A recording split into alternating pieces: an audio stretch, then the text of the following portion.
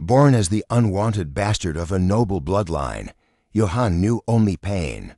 From his earliest memories, his brothers used him as a punching bag, tormenting him for his weakness. That brutal reality taught him a single, undeniable truth. In this cold world, the only person he could ever rely on was himself. Possessing the body of this frail outcast, he made a vow to rewrite his destiny through sheer physical dominance. He ran until his lungs burned, consumed massive amounts of protein, and drilled martial arts from dawn until dusk. Years of hellish discipline transformed the weakling into something else entirely. He was no longer a victim. He had become a monster. His fists could shatter timber and level forests with ease. With every drop of sweat, his crushing strength surged, growing without any visible limit. He understood the cruel law of this realm perfectly. It is a world where the weak bleed to feed the strong, and mercy is a foreign concept. Deep in the shadowed woods, a creature steps cautiously through the underbrush to graze. It remains oblivious to the predator lurking in the shadows, watching its every move. This was his target. He steadied his breath, recalling every lesson of his rigorous training. The bowstring pulled taut, singing with potential energy as he lined up the kill. But the moment he released, disaster struck. The bow snapped with a thunderous crack, sending the animal fleeing in terror. His companion panicked, shouting out for Lord Johan. The hunter was bewildered, demanding to know how Johan managed to obliterate the weapon instead of securing their dinner. Johan scoffed, claiming the bow was as fragile as a twig. The man protested, arguing he had purchased it just 7 days ago. Questioning why a highborn noble insisted on playing hunter in the dirt, he muttered that a noble should be learning the way of the sword, not lurking in bushes. The young master offered no reply, his silence speaking volumes. Finally, Johan spoke the harsh truth. Swordsmanship pays nothing until you sell your blade to a lord. He signaled to move on. In this rotting world, gold was the only key to survival. In this life, he is known as Johanites. But before fate intervened, he was Kim Yan, a man from modern times who awakened here after a fatal accident. Although reborn into nobility, he sat at the very bottom of the hierarchy. As the despised last son, his chances of inheriting power or wealth were absolute zero. His companion froze, signaling danger. Ahead, a pack of wolves prowled the path. The hunter fired a warning shot, planting an arrow dangerously close to the beasts. The pack scattered into the shadows, but Johan watched with cold calculation. This realistic medieval era held no fairy tales. Moments later, they stumbled upon a gruesome pile of corpses. Johan noted grimly that even death offered these poor souls no peace. His companion trembled, wondering aloud if these victims hailed from their own village. It was impossible to identify them now. Yet, Johan knew one thing for certain. In this unforgiving land, the weak exist solely to be devoured by the strong. To escape the food chain, he needed wealth. When he first opened his eyes in this new world, he had prayed for a system, magic, or some cheat ability. But fantasy tropes did not exist here. Reality hit him hard, so he shifted his focus to the universal power, cold, hard cash. With enough gold, he could flee this cursed territory and forge a new life. He could become a wealthy merchant or a free landowner. But as Johan got lost in his ambitious plans, his companion's urgent voice snapped him back to reality. The hunter pointed excitedly to a patch of greenery. It was the rumored medicinal herb known as Little Demon's grass, a rare find, famous for its potent hemostatic properties. Johan snatched it up instantly, his eyes gleaming not with wonder, but with the calculation of its high market value. As he stowed the treasure away, something else caught his eye. An herb pouch lay abandoned on the dirt. He asked if his partner had dropped it, but the man denied it immediately. Johan frowned. That should be impossible. No ordinary villager dared to venture this deep into the monster-infested woods. Realization dawned on the older hunter's face. Suddenly, a piercing noise tore through the silence of the forest, putting both men on edge. Desperate footsteps and cries for help echoed nearby. The blood-chilling snarls of wolves grew louder, closing in on their location. Rushing forward, they found a terrified child clinging to a tree branch, surrounded by predators. His companion gasped, recognizing the girl as Dell, the daughter of a local named Robert. Why was a child out here in the death zone? the wolf pack began to circle. Joseph's voice trembled as he warned that there were too many beasts to handle. Joseph urged a retreat to summon guards, but Johan simply stepped forward. The hunter shouted a warning. These were no ordinary wild dogs. The young noble commanded Joseph to grab the girl while he drew their attention. Joseph fell silent, stunned by the bastard noble's reckless courage. He couldn't fathom a noble sacrificing himself for a peasant. But Johan wasn't thinking about heroism. He was looking at a gold mine on for legs. He regretted not mastering hunting sooner. There were at least 10 wolves. If he harvested all these pelts, the payout would be astronomical. He roared at the beasts, calling them his precious money bags. The older hunter watched in confusion, questioning his lord's sanity. Johan unsheathed his blade. It wasn't a graceful stance. Joseph grimaced, wondering what kind of amateur, messy swordsmanship this was. The pack lunged. Johan moved with explosive speed. A wolf leaped for his throat, its jaws clamping down hard on the steel of his blade. A sickening crunch echoed as the sword shattered between the beast's teeth. The wolf recoiled, but Johan stood frozen, staring at his broken weapon in disbelief. Before he could react, another predator struck from the flank. The pack tightened their circle, cutting off all escape. Joseph watched in horror, screaming for his lord. Joseph's desperate screams for Sir Johan faded into the distance. Meanwhile, back in Baltroden village, the noble family paraded through the streets for a territorial inspection. Fearful villagers bowed low as the entourage passed. A father clutched his child tight, shielding them from the gaze of their rulers. Madame Itzites, the lord's concubine, wrinkled her nose, complaining loudly about the peasant stench. The first son, Philippe's, rode beside her in stoic silence. Lord Janites sneered, agreeing that the countryside reeked of filth. Philippe's turned to his father, reporting that the bastard Johan was still missing. He suggested dispatching soldiers for a search party, but Janites exploded with rage. He ordered them to forget the worthless boy existed. He spat that he didn't care if the brat died just like his wretched mother. Lord Janites laughed cruelly, but his mockery died in his throat as his eyes landed on something unexpected. Lord Gessen points to the massive hay bale blocking the village entrance, demanding answers. A nervous villager stammers that they were merely trying to cover up the traces of Jan's training sessions. The noble scoffs, his voice dripping with venom. He continues his tirade, mocking the very idea that a pathetic insect like Jan could possess the discipline to train. But the moment his eyes land on what the hay was concealing, the mockery dies in his throat. His arrogant expression shatters into pure disbelief. Gessen stares at a tree trunk where a fist imprint is embedded deep into the wood with terrifying precision. Looking around, he realizes the entire grove has been decimated by raw, physical power. Meanwhile, deep in the forest, Jan stands surrounded by a circle of predators. A wolf growls, ready to snap, but hesitates as it senses the killing intent radiating from its prey. Realizing the blade feels foreign in his hands, Jan tosses the sword aside. He cracks his knuckles, challenging these walking bags of gold to come and get him. He refuses to play by their rules. In this era of survival of the fittest, he will carve out his own path with his bare hands. He needs capital to survive, and to fill his pockets, he knows exactly what he must do. Slaughter the pack closing in on him. He requires overwhelming power, strength that transcends human limitations. With a burst of speed, he launches himself into the fray, his fists flying like phantom strikes. Joseph watches, paralyzed by the spectacle. Jan's blows connect with bone-shattering force, sending one wolf flying through the air to crash into its packmates. Jan grabs another beast by the scruff of its neck. With a single, precise strike to a vital point, the life leaves the creature's eyes before it hits the ground. His companion can barely process the scene before him. Jan stands victorious amidst a sea of corpses, his mind already calculating the market value of the carnage. But Jan's ruthlessness was born of necessity. He had accepted the cold truth. Life in this world was a brutal game.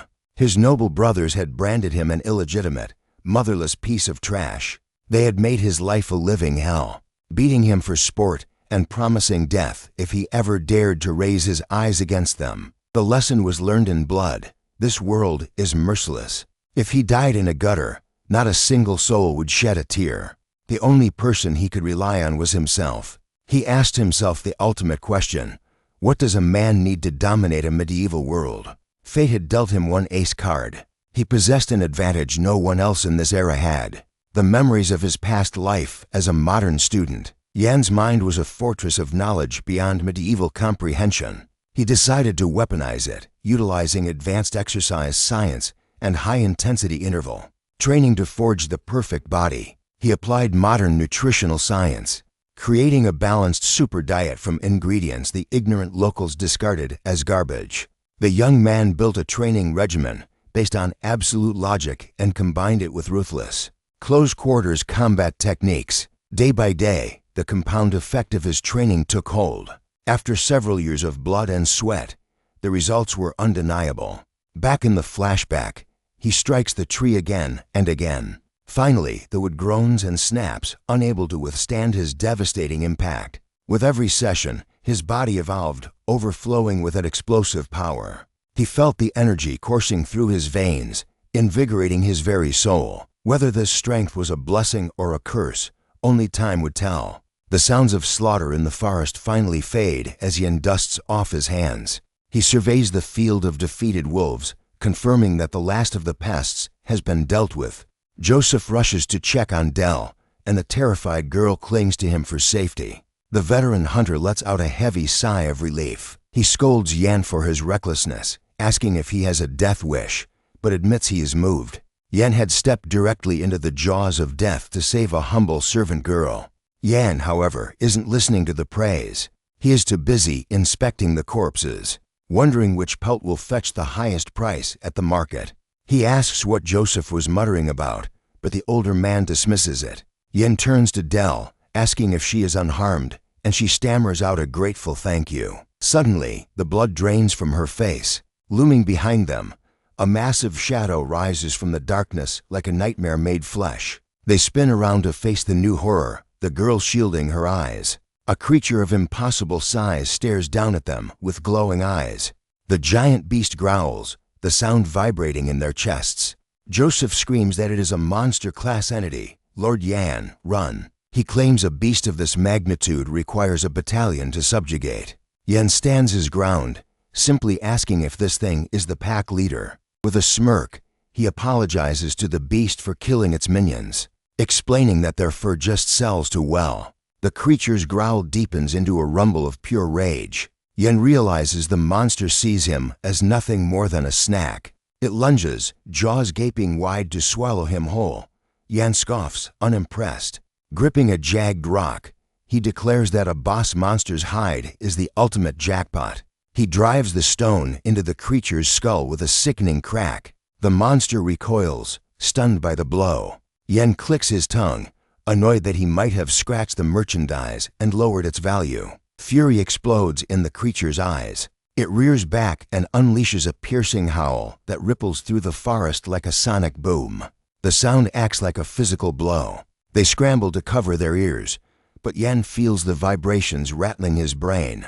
What is this sorcery? He feels his strength evaporating like water on hot coals. Chaos erupts in the clearing, and Yan's vision swims as he collapses to the dirt. Completely disoriented, shaking his head, he sits up, trying to piece together the fragmented reality. He scans the area, wondering where the giant payday went. The monster has vanished into the shadows. He spots Joseph and Dell lying on the ground, recovering from the sonic blast. Checking their pulses, he confirms they are alive. He hoists Joseph onto his back, gritting his teeth. They need to retreat before more nightmares emerge. He begins the trek back, moving away from the cursed clearing. As he walks, a pang of regret hits him. He had to leave the valuable wolf pelts behind. The night deepens in the silent forest, but up ahead, the village lights still burn, signaling safety. He wondered if the entire village was searching for Dell, hoping her rescue would score points with her father. A wild fantasy played out in his mind, his father naming him the successor for single-handedly defeating a wolf pack. But he quickly dismissed the delusion, settling for a humbler hope, an appointment to the guard so he would never starve again. Suddenly, he froze. A torch flared in the darkness ahead. It was his father, Lord Gazin, and his inspection retinue blocking the path like a wall of iron. Johan was confused until Philip screamed his name, furiously demanding to know why the brat had missed the crucial inspection. Cold realization washed over Johan in the chaos of the forest. He had completely forgotten the commitment. Gazen rode closer, his shadow looming large as he called Johan an immature bastard. He dismounted, boots slamming into the earth. Still holding the unconscious Dell, Johan tried to explain, but Gazen silenced him instantly. The Lord raised his massive battle axe. He threatened to crush Johan's skull right there for daring to offer excuses.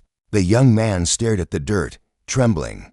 Then, steeling his resolve, he looked up.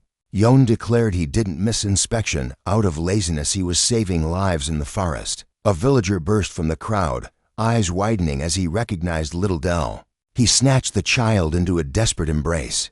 The man wept openly, clutching his daughter and repeating over and over how grateful he was to the heavens. Johan seized the moment, pointing to the woods and explaining how he fought off a pack of wolves to save the girl. Standing before the villagers, he proclaimed that while he missed the inspection, he had upheld the honor of the night house.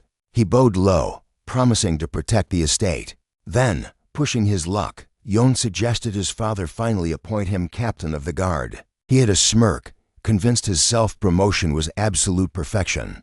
Gazen scoffed at the story, demanding to see the wolf carcasses as proof. Johan held his ground, insisting he spoke the truth. He claimed to have faced even the great black wolf. The villagers gasped, but Gazen's jaw dropped in disbelief. He roared that Johan was a liar and threatened to rip his lying tongue out. Desperate, Johan demanded a duel to prove his worth. He turned away, realizing this was his only option. Gazen accepted with a cruel grin, eager to expose the boy's incompetence.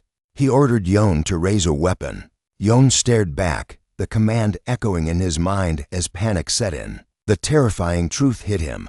His father had never actually taught him how to wield a sword. They faced off in the arena. Gazen barked at him to draw. Johan revealed his broken hilt. Impatient, the Lord ordered Philip to lend the boy a blade. Philip approached, whispering a venomous warning. Beg for forgiveness now, or he wouldn't leave this circle alive. Johan refused to cower. He insisted he had done no wrong, and that a man does not run. He shoved his brother aside and gripped the steel. Gazen adjusted his helmet, a tower of intimidating armor. Johan focused every ounce of his will, determined to prove his existence mattered. He launched into a desperate charge. Gazen watched, eyes wide, as Johan moved with unexpected, overwhelming force. Sword met axe in a deafening clash. The blade couldn't withstand the impact. It shattered instantly. A metal shard sliced into Johan's forehead. Gazen stepped back, clutching his weapon, and glared at his son with pure contempt. He advanced, spitting the word parasite. Johan stumbled back from the shockwave. Philip shouted from the sidelines that Johan had insulted the Lord by fighting back. A villager murmured in horror that Gazen truly intended to kill his own son. Gazen attacked again, screaming the truth. He revealed he never taught Johan swordplay because the boy was useless garbage who would never surpass him. Gazen roared that the estate was his by blood and iron, and not even the emperor could take it. Johan stared back, blinded by the blood running into his eyes. Philip screamed Johan's name in warning. Gazen swung the haft of his axe toward Johan's face with brutal speed. The crowd flinched. Johan blocked with his sword hilt, but the wood cracked under the monstrous force and shattered into dust. Defeated, he looked up at his father. Johan sank to his knees, surrounded by the fragments of his failure. Gazen loomed over him, his voice cold as the grave. He warned that next time, he would not hesitate to crush Johan's skull. The Lord turned his back and walked away, leaving his son kneeling alone in the center of the arena. The crowd swarmed in, but the scene shifted. Far away in a church, a voice thundered that Sir Gazen's actions were unforgivable. Inside, Johan tried to hush the speaker, but the priest shouted that his status in the Vatican gave him the right to be furious. He couldn't fathom how a father could brutalize his child. Johan, head heavily bandaged, insisted he was alive, so it was fine. The priest scoffed at the absurdity. Johan looked away, leaning against a table as a wave of depression hit him. He knew he lacked training, but he hadn't realized the gap in their power was an uncrossable ocean. The priest sighed, explaining the loss was inevitable. Sir Gazin was a war machine who inherited ancient family arts. He whispered a rumor that Gazin once slaughtered 300 soldiers alone. Johan realized then that technique was everything. Johan admits he was confident he could take down his father. After all, he had stared down a massive black wolf and lived to tell the tale. The priest snaps, spinning around. He grips Johan's shoulders, desperation in his eyes. Is it true? Did you really see a black wolf in these woods? Johan nods, confirming the sighting. Joseph and Dell saw it too. A look of sheer terror washes over the priest's face. What's the big deal? Johan asks, confused. The priest ignores him, frantically grabbing a thick tome from the shelf and slamming it open. Listen to me, the priest warns, his voice trembling. Black wolves are taboo. Ancient legends say they are harbingers of death and bloodshed. Johan shrugs, skeptical. I don't believe in superstitions. Maybe it was just foreshadowing my duel with father. The priest takes a breath, trying to compose himself. You're right. Just old tales. Perhaps God is protecting you because you have a good heart. You always put others before yourself, the priest says, forcing a smile. Johan chuckles softly. Is that so? The scene shifts to the chilling darkness of the night. Nearby, the Brit's barony lies defenseless against an encroaching shadow. Agonizing screams shatter the silence. A mother clutches her child, begging for a mercy that will never come. But their pleas are cut short. A trail of fresh blood stains the earth as a lifeless hand drops to the dirt. Why do they run? One mercenary sneers, watching the carnage. It's cruel, isn't it? They're all going to die anyway. Another soldier sighs, wiping his blade. Kill everyone. Burn the bodies. Whatever. I stopped caring a long time ago. We do it for the gold, he mutters. Near the burning gates, a subordinate kneels before a terrifying figure, Sir Karamov. He presents the Brit's family signet ring. Karamov stares at it coldly, whispering the fallen name. I expected more from Lord Brits, she scoffs. He couldn't even survive 2 waves of my attack. She steps into the firelight. I am Karamov, the sword of the Holy Empire, the voice of her Imperial Majesty. As the seal collector, she proclaims, I am the judgment upon corrupt nobles. The Emperor's will is absolute. Gold and honor to the loyal, she roars, pointing her blade forward. Kill them all. Loot every coin. Burn it to the ground. Her legion marches on, declaring the estate as next. Meanwhile, on a distant battlefield, a dreamscape duel rages. Steel clashes against steel. A fully armored knight barely blocks a lethal strike near his head. His hooded enemy counters with lightning speed. The blades lock in a spark of fury. With a savage twist, the knight's helmet is ripped away. Blood sprays into the void. The helmet clatters across the stone floor, exposing a battered, bloodied face. The eyes snap open. Johan gasps, bolting upright in his bed, sweat pouring down his face. He touches his cheek, heart racing. Just a dream. No, this nightmare has haunted him for days. It started with that beast. The priest's warning echoes in his mind. The black wolf is a curse, a harbinger of misfortune, an ancient sign that promises only blood and death. Johan shakes his head. It's just a legend, he mutters. I didn't even hurt the thing. But the memory of the forest returns. Well, except for that large rock I threw. Pushing the fear aside, he decides to clear his head with training. Dusk falls over the training grounds. Hey, useless brat. A mocking voice sneers from behind.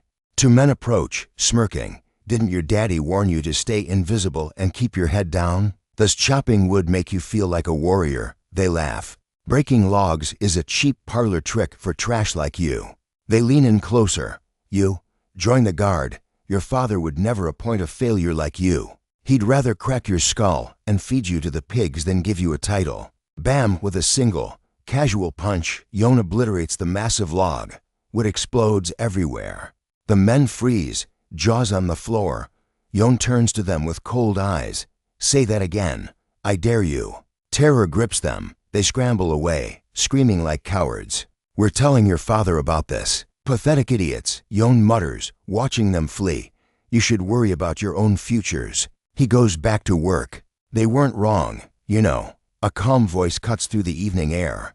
Philip steps forward. Father has no intention of giving you a position. Young doesn't flinch. I figured as much. I'm still alive. So it could be worse. Young shrugs. Philip raises an eyebrow. Not disappointed. You'll have to find a new way to survive. Philip's expression darkens. You need to know the truth. Father, he is terrified of you. Young freezes, his fist hovering mid-air. He turns slowly to face his brother. Scared of me? He wants obedient puppets like me, Philip explains. But you live by your own code. He believes your strength will strip everything from him, Philip warns. Just like he once took everything from grandfather. Yen turns with a bitter smile, scoffing at the situation and calling the entire charade absolutely absurd. Philip ignores the attitude and commands a servant to bring the package. The man obeys instantly, untying a heavy cloth sack while Yen stares, suspicion narrowing his eyes as he demands to know what this is. The fabric falls away to reveal a surcoat, a razor-sharp long sword, and a gleaming spare breastplate. Philip creates a clear distinction, declaring he is nothing like their father. He claims he possesses enough wisdom not to discard a weapon as capable as Yan. Yin watches him in silence, his gaze unreadable. Philip then dangles the ultimate prize. He promises to appoint Yan as captain of the guard the moment he becomes lord. All he asks is for Yan to train hard and cease causing trouble. Yan snaps back, roaring that he isn't the one lighting the fires of chaos. Philip and his servant turn on their heels, leaving the young warrior alone on the windswept hill. Left in solitude, Yen looks down at the breastplate. His blood runs cold. It is the exact same armor from his recurring nightmare. A chill grips his heart. Does donning the steel mean he is destined to die just as he did in the dream? Yet, a fire ignites within him an instinct that he can shatter that cursed fate. Even without proof, Yen shakes off the hesitation.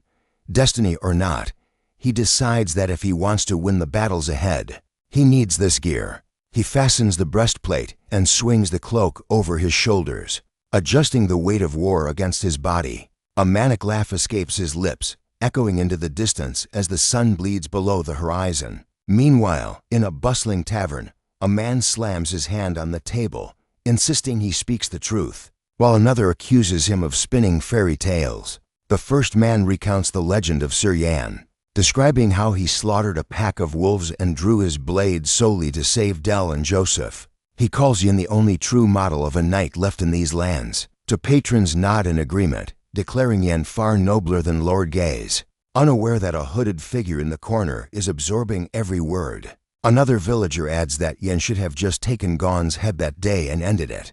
Joseph bursts into the bar, the atmosphere lifting as he announces that the next round is on him. The mysterious hooded figure speaks up, his voice cutting through the noise to ask why.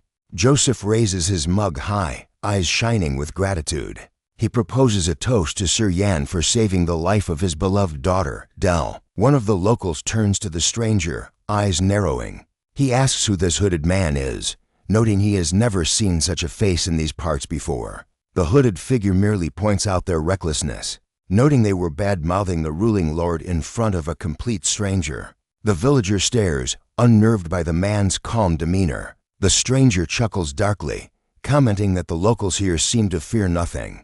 He leans forward, whispering that he found their little story quite interesting. His aura shifts, becoming heavy and suffocating. He demands they tell him more, terror seizing the villagers. He specifies exactly what he craves information about this man named Yan. Far away, under the cloak of night, Yin walks through the village. His mind drifts to Philip's promise, imagining the glory of becoming captain of the guard.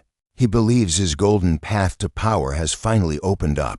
Suddenly, Yan freezes, his warrior's instinct screaming as he looks to the side. He spots a drunken man slumped on the ground. Deciding to act with the honor of a future captain, he realizes he cannot simply ignore a citizen in need. Yen approaches with good intentions. He offers to help walk the man home, concerned the bitter night air will make him sick. In a flash, the world spins. He feels the bite of cold steel against his neck. A dagger presses into his throat, and he looks up, eyes wide, trying to process the sudden ambush. His mind races. Did Geese send an assassin? He dismisses the thought. Then he considers the mistress, or perhaps even Philip has betrayed him. The identity of the puppet master eludes him. Yen grits his teeth, asking the attacker what he wants. Assuming this is a robbery, he offers every coin he has in exchange for his life. But the hooded man laughs, claiming his coffers are already overflowing. The figure whispers Yan's name, sending a shiver down his spine. He has one question. He warns that if the answer fails to please him, Yan's throat will be slit before he can blink. Yan is paralyzed by the ultimatum, realizing a single wrong word equals death. He forces himself to calm down, his mind sharpening to find the perfect answer for survival. The man announces the interrogation has begun. Yan steels himself, preparing for a battle of wits. The hooded man eyes Yan's physique critically and asks if he is truly the son of Lord Gasson. Yan is taken aback, the question striking a nerve. With life and death hanging in the balance, he grinds his teeth, weighing his pride against his survival. Finally, Yan declares that sometimes a lion can be born from the lineage of a pig. The hooded figure remains deadly silent. Yan's heart hammers against his ribs. Did he sign his own death warrant?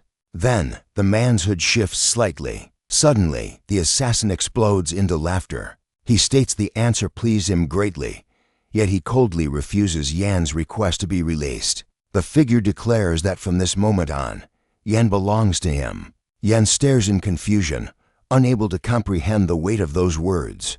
This man is none other than Kegel, the Empire's greatest assassin and the legendary poison master of the Nassos Guild. He had perfected his swordsmanship through oceans of blood, earning the terrifying moniker of the Poison Serpent. But Kegel faced a crisis no blade could solve. He could not find a successor worthy of inheriting his dark arts. He had scoured the lands, but found only mediocrity and disappointment. A few showed a spark of potential, but were ultimately crushed under his training. One refused to learn the assassin's way, choosing death over staining his honor. Kegel granted that wish without hesitation. Over 30 heirs from noble families met their end at his fingertips in his desperate search. Consumed by impatience, he had visited the Empire's witch. A voice from the shadows called him the Poison Serpent, the one who grants a peaceful death to all. The witch revealed a prophecy. The disciple he sought resided in this very castle, one of the local lord's sons. Kegel questioned her, doubting his successor could truly be hiding in such a forgotten backwater. The witch confidently offered a full refund if the prophecy failed. He accepted the deal, deciding to trust in fate one last time. Kegel desperately wanted to believe, knowing he had wasted too many years and his time was running out. Yet doubt shadowed his steps as he infiltrated the estate. Gazing up at the castle, he made a dark vow. He would kill the boy instantly if he didn't live up to the legend. Returning to the present timeline, Kegel finally drops the act. He reveals his true identity as the master of the Nassos Guild and declares Yan his chosen successor. He offers the boy a simple, brutal ultimatum. He can either die by Kegel's blade right here, or inherit his legendary swordsmanship. There is no third option. Yan is initially struck speechless by the sudden proposal. But then, true to his nature, he shouts out the only question that matters to him. How much gold will this cost? Kegel replies that he won't take a single copper coin, shocking Yan to his core.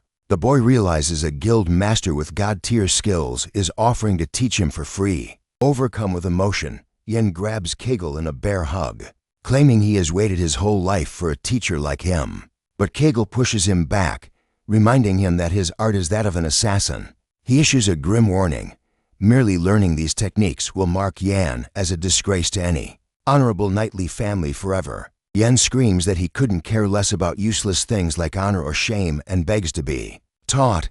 Kegel smirks, noting that he has never met a brat quite this twisted before. Yan immediately switches up, bowing and addressing him as master. He then shamelessly asks if he will get a weekly allowance since Kegel bragged about being rich. Kegel stares at him in disbelief, concluding that this kid is truly unbelievable.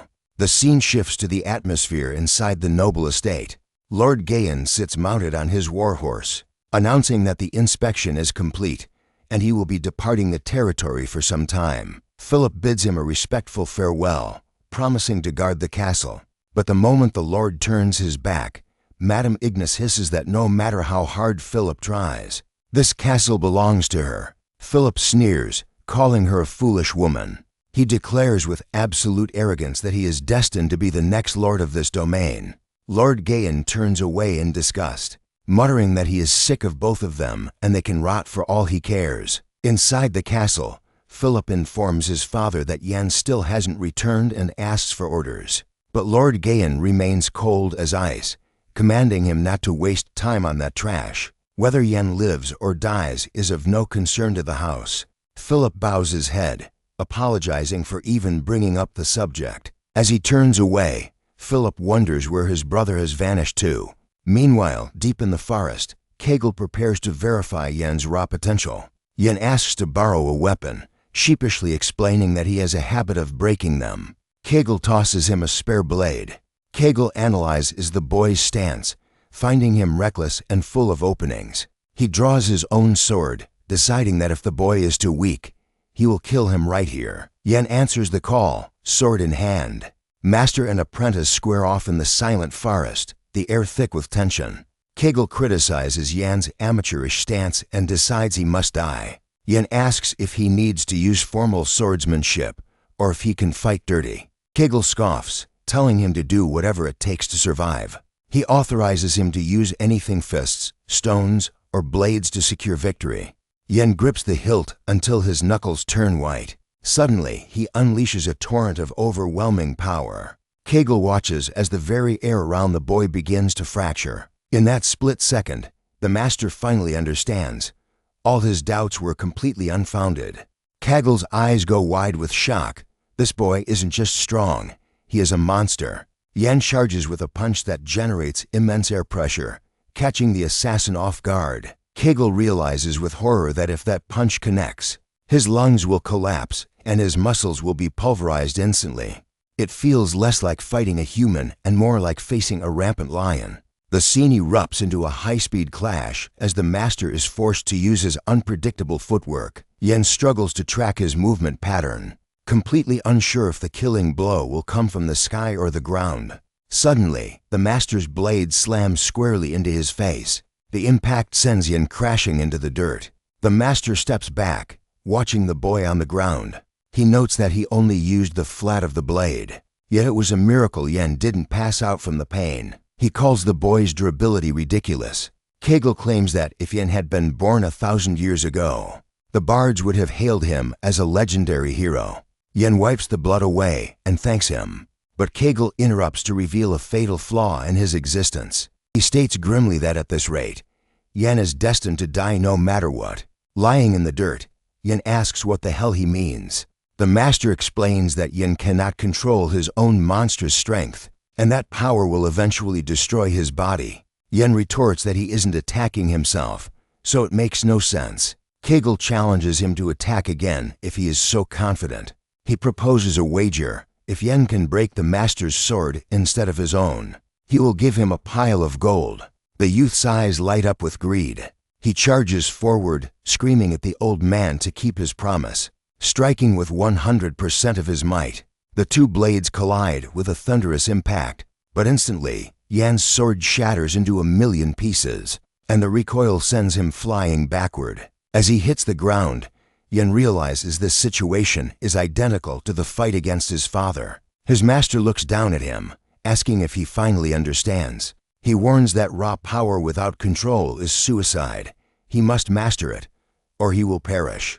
Yen pulls a metal shard from his clothes, realizing Kegel set this up to teach him. He nods, affirming that the lesson has been learned. He vows to learn control to survive.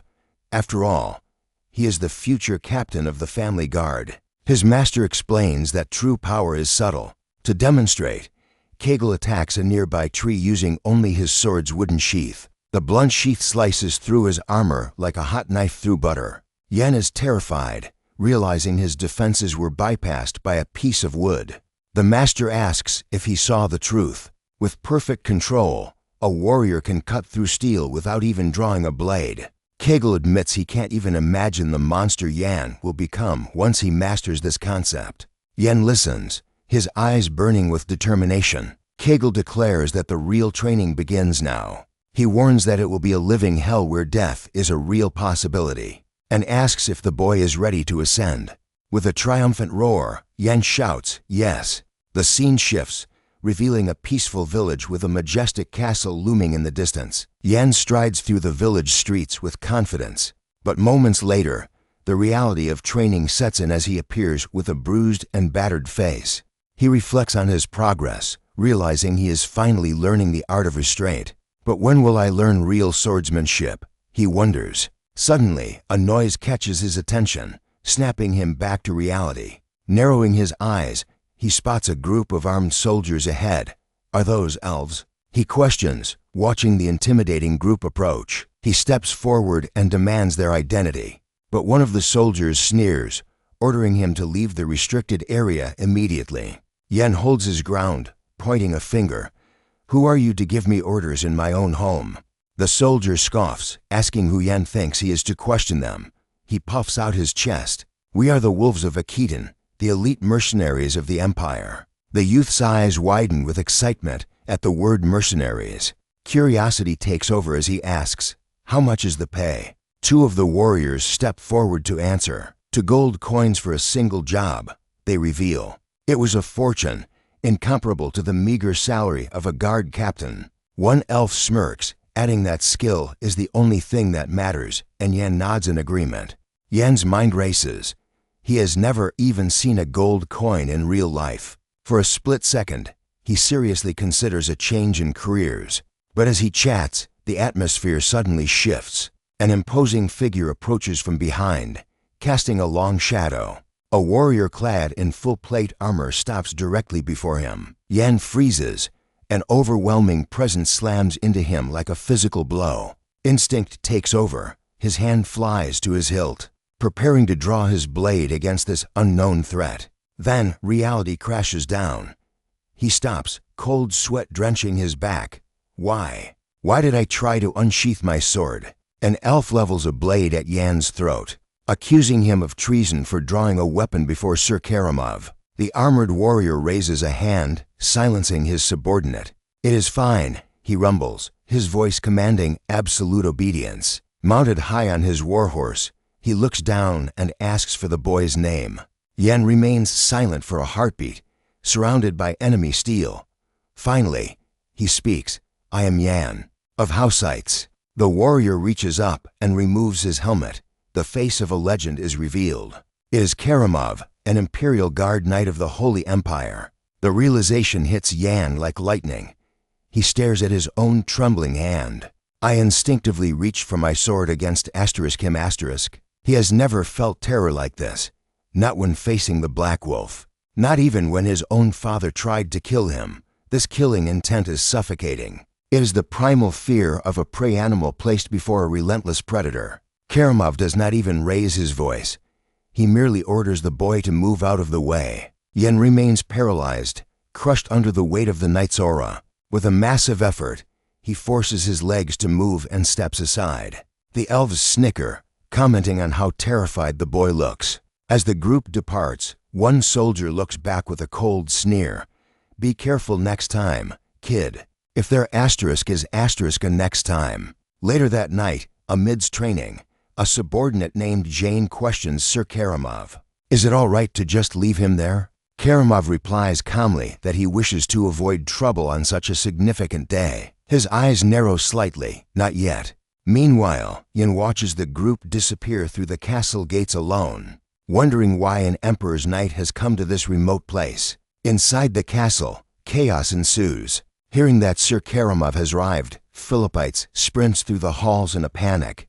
Why would such a legendary figure descend upon them? Out of breath, Philip bursts in, introducing himself as the next Lordites and frantically asking the reason for this visit. Suddenly, Madamites interrupts, pushing her way forward. She heaps praise upon Karamov before shoving her own son, Johan, into the spotlight as the true future lord. She continues her flattery, shamelessly flirting. "If I had known such a man existed, I would have married later," she teases. She gestures grandly, inviting him further into the castle. Karamov completely ignores her existence.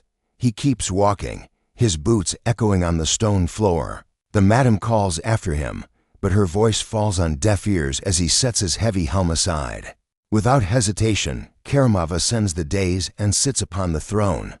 Where is Gessen? He demands. The Eit's family watches from below, stunned. Philip finds his voice and scolds the knight. It is improper to address Lord Gessen that way. But Madame Eitz quickly argues back, desperate to please. As the Empire's greatest knight, he can do as he pleases. She declares she will handle the reception personally. Philip clenches his fists until his knuckles turn white. She is trying to use this opportunity to cement her son's claim to the lordship. Karamov slams his hand onto his sword hilt. Silence. He roars, the sound shaking the room. He orders everyone out immediately and demands alcohol. Clutching his weapon, he declares he will wait right there for Gessen's arrival. Meanwhile, under the cover of night, Yen trains with his master, barely blocking heavy blows. His mind wanders, the image of Karamov burning in his memory. Master Kegel scolds him furiously. He throws a handful of daggers, screaming at the boy to focus. The youth dodges the lethal steel by a hair's breadth. One blade grazes his neck, drawing a thin line of blood. His master's voice turns ice cold. You would be dead if those daggers were poisoned, Kegel warns.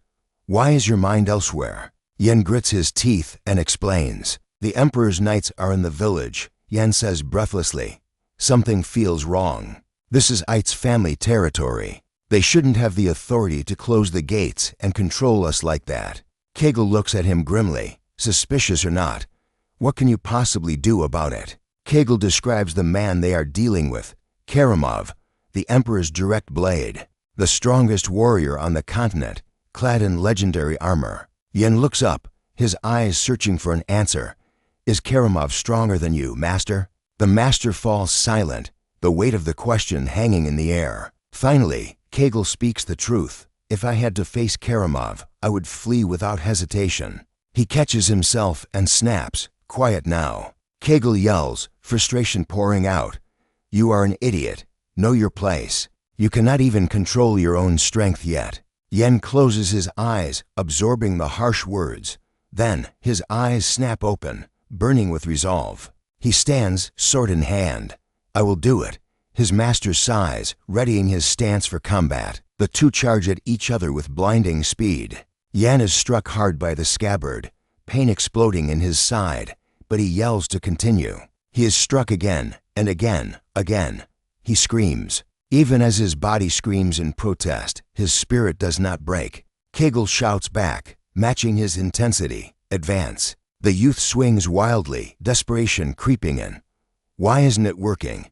He thinks. He cannot understand why he cannot cut through a simple wooden scabbard. Then, the lesson flashed through his mind, the flow of force. He couldn't just swing the steel blindly. He had to focus his entire soul into the tip of the blade. As Johan swung the weapon, clarity washed over him. He was finally beginning to understand the true essence of controlling his overwhelming strength. Kegel noticed the change. Instantly the dull whoosh of the blade sharpened into a lethal hum. Johan clashed his sword against his master's scabbard with a strike that shook the air. A realization struck him like lightning. If he fused every technique he had learned with this precise control of force, he could actually do it. Kegel's instinct screamed danger. Sensing the boy's next move, the master launched a counterattack with terrifying speed and precision. But Johan's blade sliced through the wind, cleanly severing the tip of Kegel's scabbard. Johan gazed at his feet, trembling with excitement.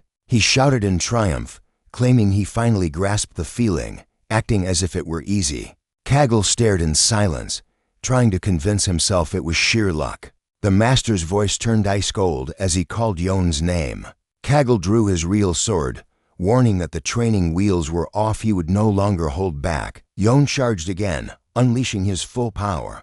The impact was devastating, blasting Kegel backward. Johan leaped into the air, cheering for yet another victory. Kegel stared at the boy, bewilderment swirling in his eyes. He was stunned. Johan had just executed the secret sword technique, the serpent's tongue. The boy had only been taught to control force, yet he had perfectly absorbed a high-level technique after seeing it just once on their first day. And terrifyingly, he was executing it with more perfection than the master himself. Kegel stood in stunned silence. The instincts of the old assassin whispered a hard truth to him. Unless a miracle occurred, Yon had already evolved into an entity he could not defeat. Kaggle, the master of the Empire's strongest assassin guild, Nassos Poison, murmured in disbelief. He whispered that the boy was absurd, a true monster, while the oblivious youth celebrated mastering the technique. That night, under the starlight, Kaggle made a sudden announcement. His teachings were over. He would vanish at dawn. Yon protested, but his master insisted he had nothing left to learn. Kaggle admitted the reality aloud. In less than a week, Yon had surpassed him in strength. Kaggle expressed satisfaction that his swordsmanship would live on, advising Yon to live freely. He acknowledged that the boy had worked harder than anyone. Sitting by the crackling campfire, Yon asked why he had to leave so abruptly. Kaggle simply stared into the flames, saying it was just his way. Yon then pressed him about the omen of the Black Wolf. Kaggle confirmed it was a sinister sign. Yon revealed he had seen the Black Wolf recently. He confessed he had a nightmare where his head was severed, leading him to believe his master was the source of that bad omen. Kaggle chuckled darkly, replying that if he were the omen, Yon would already be dead. Misfortune, he explained, had no fixed form, but he offered one last piece of advice. First, Yon needed a weapon worthy of his strength. It had to be forged from Dana steel to withstand the sheer power he possessed. Dana steel was a legendary metal, imbued with ancient magic, its method of creation lost to the sands of time. It could only be mined from ancient ruins, making any weapon forged from it priceless. Yon asked why he recommended something so impossible to afford. Kaggle replied that he simply needed to know what to look for. Then his tone turned grave as he issued a warning. If Yon ever encountered a warrior wielding a Dana steel weapon, he must flee without looking back. To ignore one's limits, he warned, was a shortcut to the grave. Yon nodded, engraving the warning into his memory. The master stood up, the final goodbye hanging in the air. Yon asked softly if he was really going. Kaggle advised him never to fight an unwinnable battle and to use any means necessary to kill if forced into a corner. He stated that following this rule was the only way to cheat death. His final words were a simple plea: do not die. Yon watched his master disappear into the dark forest, the words about fleeing or killing echoing in his mind, cementing his resolve to survive at all costs. Yon swore to the night that he would remember. Meanwhile, back at the castle, Madamites asked Karamov if the alcohol was to his liking. He sneered, remarking that the drink tasted like rotten urine, and ordered her to take it away. She smashed the bottle with her fan in frustration. She sighed that it was an expensive vintage. Madamites then mentioned that the only better liquor was stored in Lord Gazen's private quarters. She suggested he move to a more comfortable room, assuming the journey had tired him. She purred that Lord Gazen's room was exceptionally cozy. She promised he wouldn't be disappointed, hinting that the two of them could find some entertainment together. Karamov coldly ordered her to vanish. Madamites pressed on, insisting that Lord Gazen would be late, and they had little time to waste. Karamov's expression shifted into something twisted. He declared he was sick of the talk, he would have his fun now. A blood-curdling scream tore through the room. Karamov gripped the madam by her throat, his eyes gleaming with madness as he introduced her to his favorite entertainment, massacre. Philip peeked through a crack in the door, paralyzed by the horror unfolding before him. Miles away, Yon stopped at the crest of a hill, staring ahead in confusion. The village and the castle were engulfed in flames. He whispered to the wind, asking why his world was burning. Lord Gazen rode furiously with his men, demanding to know why smoke was rising from his estate. A soldier warned that the fire was massive, they had to return immediately. His horse galloped at breakneck speed. Gazen arrived at the gates of his property, dread pooling in his stomach. The guards mocked him for his tardiness, ushering him inside with a warning that Sir Karamov was not a patient man. Gazen froze at the sight before him. The courtyard had become a graveyard, littered with the broken bodies of his men and servants, their lifeless eyes staring blankly at the sky. He looks up, his eyes locking onto the imposing figure ahead. A warrior clad in heavy armor steps forward, radiating intimidation. Sir Karamov sneers, his voice dripping with arrogance as he greets him. You are late. Duke Gessen feels the air grow heavy. What is the meaning of this? He demands, his hand instinctively tightening around the handle of his axe. Steel sings as the Duke draws his weapon. He demands an answer, but Karamov just laughs. The accusation drops like a guillotine. High treason against the crown, and the attempted assassination of the emperor. Karamov's voice booms across the clearing. By imperial decree, Hussites is to be eradicated. Gessen roars back, realizing the trap. This isn't justice, this is a purge. You frame us only to slaughter us. The Duke charges, fury blazing in his eyes. I will not let you take my family without a fight. Sir Karamov doesn't even flinch. He coldly signals his men. Sound the trumpets. Recover the family seal. Leave no one in this territory alive. A soldier raises a brass trumpet to his lips. The piercing wail signals the beginning of the end. The order has been given. Wipe this land off the map.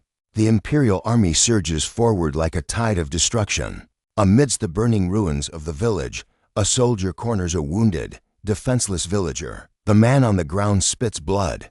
You cruel bastard. The soldier just smirks, raising his blade. Is it so hard to tell me where the pig's son is hiding? Fine, go to your god then. The soldier swings to kill, but a shadow flashes, clang. Steel clashes against steel, blocking the fatal blow. In a blur of motion, the young man cuts the soldier down. Blood sprays across the dirt. The villager looks up in awe, tears streaming down his face. Lord Johan. Johan pulls the man to his feet, urgency in his voice. Report. What is happening? The villager trembles. The imperial troops, they are slaughtering everyone they see. Father Valberg rushes to their side, his face ashen. Lord Gessen, he may already have fallen. The news hits Johan like a physical blow. They are burning it all, Valberg cries out, gesturing to the inferno. They intend to exterminate every trace of us. Johan grits his teeth. He has to get back to the castle. But suddenly, a familiar whimper cuts through the chaos. He freezes, turning toward the sound despite Valberg calling his name. He finds little Dell cowering on the floor. Johan rushes to her, kneeling to check her injuries. It's okay, he whispers, pulling the child close. You're safe now. But the girl is trembling with terror. She points a shaking finger behind him, stuttering through her tears. Daddy, he was hit. Johan turns slowly. The father who had smiled at his daughter just this morning now lies motionless on the cold earth, life extinguished. Johan looks around, and the true scale of the horror sets in. Bodies of villagers litter the ground. The family that once greeted him with warmth, gone. The men he shared drinks and laughter with, slaughtered like animals. Rage boils in his gut. Little Dell clings to his cape, her only lifeline. He gently detaches her grip, his eyes darkening. It is too dangerous to be alone. He says softly, stay close to Father Valberg. As the girl runs to the priest, Johan turns his back on safety, walking straight toward the flames. My lord, Valberg screams, clutching Dell. You must not go, you need to flee. Johan ignores the plea, until a gruesome sight forces him to stop. High atop an imperial standard, a severed head stares blindly at the smoke-filled sky. His blood freezes. It is his father, Duke Gessen. Below the grisly trophy, a wooden sign mocks the dead, executed for treason. A decree signed by Karamov himself warns that anyone who touches the body will suffer the same fate. Well, look who it is. A soldier steps from the smoke, recognizing him, the traitor's bastard son. I thought you ran away like a coward. The soldier sneers, gripping his weapon. Did you come back just to die? The mockery ends abruptly as Johan's sword clears its sheath in a flash of silver. With a single slash, he severs the pole. His father's head falls, but Johan is there to catch the dignity of his house. Kill him. The soldier screams to his squad, don't just stand there. Johan's eyes are void of mercy. He moves like a reaper. One by one, he cuts the soldiers down until the last one falls silent on the blood-soaked ground. Johan stands alone amidst the destruction of his home. The adrenaline fades, leaving only cold questions. Why is he doing this? Why return to the castle? Valberg was right. Logic dictates he should be running. Survival is the only victory left against an empire. Going back to face Karamov is just suicide. But then, a ragged voice calls out from a pile of bodies, Lord Johan. It is Philip, his father's loyal knight, barely clinging to life amidst his fallen brothers. You're alive, Philip wheezes. Why? Why did you come back? Run, boy, the knight gasps. You will die if you stay. With trembling hands, Philip removes his helmet. I wanted to give this to you when you became Lord. Johan takes the helmet. The cold steel feels heavy in his hands. He grits his teeth, his jaw setting hard. A memory surfaces. His master's stern voice echoes in his mind. Understand the gap in power. If the enemy is too strong, you must run. Karamov is an imperial knight, a monster. Johan knows the odds, but he remembers the other lesson his master taught him. If you must fight, you must kill. Johan slides the helmet on. The boy is gone. The time is now. He stands up and marches through the castle gates. He enters the courtyard, facing a group of imperial soldiers. They freeze in confusion. How did he get in? Where are the guards? Johan clenches his fist, ignoring them. His voice thunders against the stone walls. Karamov, get out here, you coward. The youth steps firmly on the stone floor, an unmovable object. He stands still in full armor, fresh blood dripping rhythmically from his sword. A slow clap echoes. Sir Karamov appears on the balcony. The fugitive rat survived, he smirks. I remember you from the gate. I'm not in the mood for introductions. Johan growls, killing intent exploding from him. Just think of me as a very angry man. Karamov laughs, shaking his head. You should have kept running to live, boy. Do you value your life so little? The imperial knight draws his blade, the sound sharp and terrifying. Very well. He points his sword at Johan's throat. If you are so eager to die, come and claim your death. Johan scoffs at the warning. Talking is a waste of breath. He already made his choice. Without hesitation, Johan charges in for the kill. Steel screams against steel as his blade crashes into Karamov's amidst the roaring inferno. They lock weapons in a deadly test of strength. Johan attempts a lightning-fast side strike, but Karamov blocks it like an immovable mountain. Metal grinds against metal, sending sparks flying in every direction. Then, with a thunderous impact, Karamov disarms him, knocking the weapon from his grasp. Johan's sword spins away into the flames. He leaps back, barely dodging a fatal swing, and lands ready for round two. Karamov grins maniacally. Now, this is entertaining. Suddenly, Johan's spare blades shatter into jagged shards, but they don't fall. The fragments hover in the air, suspended by his raging aura. Johan stares calmly at the floating steel. Karamov doesn't wait. He lunges forward. His massive sword tears through the air in a devastating arc meant to cleave the boy in two. A massive stone pillar is sliced like butter behind them. Karamov chuckles, finding amusement in the chaos. You are leagues above that weakling Brits, he sneers. Suddenly, Karamov grabs one of his own soldiers. He rips the man's head from his shoulders and hurls it like a projectile, roaring. This is true excitement. Entertain me more, you bastard son. Karamov bellows. Johan recovers instantly, blocking the next strike with such force that hairline cracks spiderweb across Karamov's armor. Seizing the opening, Johan lashes out. His blade finds flesh, slicing into Karamov's arm. The giant stumbles back, stunned by the pain. Silence falls over the battlefield as they stare each other down. Karamov looks at his bleeding arm in disbelief. How could a mere boy cut through legendary Donnie's steel? He inspects the deep gash on his gauntlet, his mind racing. Across the burning field, Johan's grip tightens on his hilt, his knuckles turning white. It's impossible for a human to damage this metal, Karamov growls, questioning what kind of monster stands before him. But the youth just raises his sword, ready to strike again. Their blades collide with the force of a thunderclap. Karamov reels from the impact, surprised by the boy's raw power.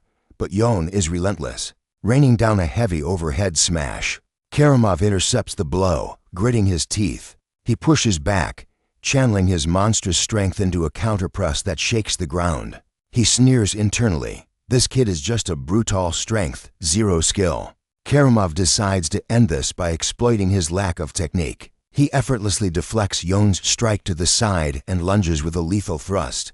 Johan twists his body wildly, barely escaping the fatal blow. He fights like a wild animal, Karamov realizes, watching the clumsy dodge. The Gayan teach you nothing but how to swing a stick. Still, the raw power is undeniable. Karamov acknowledges the danger and decides to stop playing games. He needs to end this now. He baits Yon into a wide swing. Karamov parries, expecting an easy opening, but to his shock, Yon's blade digs deep, grinding heavily against his own. With both hands, Yon drives the sword forward like a battering ram. Karamov barely manages to shove the overwhelming attack aside. "Come on," Yon roars, "your head is mine." But as he moves, Karamov senses a sudden shift of strange, fluid energy unlike before. Suddenly, Yon catches Karamov's blade with his bare hands. A spectral serpent aura erupts from his arm as he drives a devastating punch directly into Karamov's face. The force sends the giant flying backward. Metal crunches and bones shatter as the punch obliterates part of his helmet and armor. Karamov coughs up a spray of thick blood. His sword clatters to the stone floor as he staggers back, clutching his shattered jaw in agony. Recognition strikes him like lightning, Kegel's assassination arts. He realizes too late Yon wasn't incompetent. He was hiding his true fangs all along. "I let my guard down." He curses internally, doubling over as more dark blood pours from his mouth. A crimson pool forms beneath him on the stones. He forces himself upright to face the boy. Yon removes his helm, his eyes cold and judging. "Why?" he asks. "Why do all this?" Karamov wipes his mouth, wheezing. "Everything was for the glory of His Imperial Majesty. The Empire is rotting," he rasps. His Majesty drew the cursed sword Mavara to cleanse this world and restore order. Leaning heavily on his sword, Karamov starts to chuckle a low, wet sound. "I must admit, I am moved by you, boy. I have crushed knights for decades." He grins, blood staining his teeth. "But never have I met a monster with potential like yours." Karamov extends a trembling hand. "Come with me to the capital. The Empire needs power like yours right now. Think of it, infinite gold, glory, vast fertile lands. The Emperor himself will knight you as a legend among men. Become the Emperor's sword." Yon stands silent, the promise of absolute power ringing in the air. He slowly turns his gaze away. He looks up at the smoke-filled sky. "Once, that was the life I dreamed of," he whispers. "But now, I feel nothing." Karamov blinks in confusion. "What?" Yon's eyes blaze with fury. "You slaughtered my family. You butchered servants who did nothing wrong." "Servants?" Karamov repeats the word like it's poison. "You reject a godlike destiny. Because of mere servants?" He grinds his teeth in frustration. "Who cares if they die? They are nothing but insects beneath the feet of the strong. Predators devour prey." Karamov roars. "That is the only law that matters in this world." Yon stands silent, absorbing the twisted philosophy. Yon clenches his fist until the knuckles crack. "Master, forgive me," he murmurs. "I can't hold back my strength anymore." In a blur of motion, Yon closes the distance. His fist connects with Karamov's face like a meteor strike, snapping the giant's head back. "For the Emperor," Yon screams, landing a second, bone-shattering blow to the side of Karamov's skull. Worthless lives, he rains down punches. Karamov's eye widens in terror as death approaches. "What makes you think you're so goddamn special? Who gave you the right to judge who lives and dies?"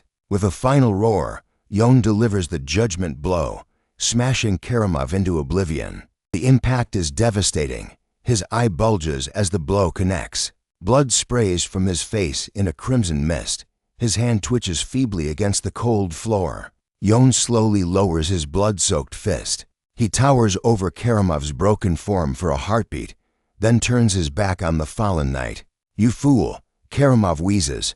"You should have taken my offer. It is too late. You broke the Emperor's sword. Now you will know only eternal suffering." Yon offers only a cold stare. Karamov's trembling finger collapses, lifeless. As the knight's body dissolves into particles of light, Yon reflects. In a world that welcomes death, he had only cared about coin to survive. But now, he clenches his fist until the knuckles turn white. His territory was massacred. His family, his neighbors all slaughtered and burned to ash. Let the whole world become his enemy. He strides through the field of corpses with zero hesitation. He only did what was necessary.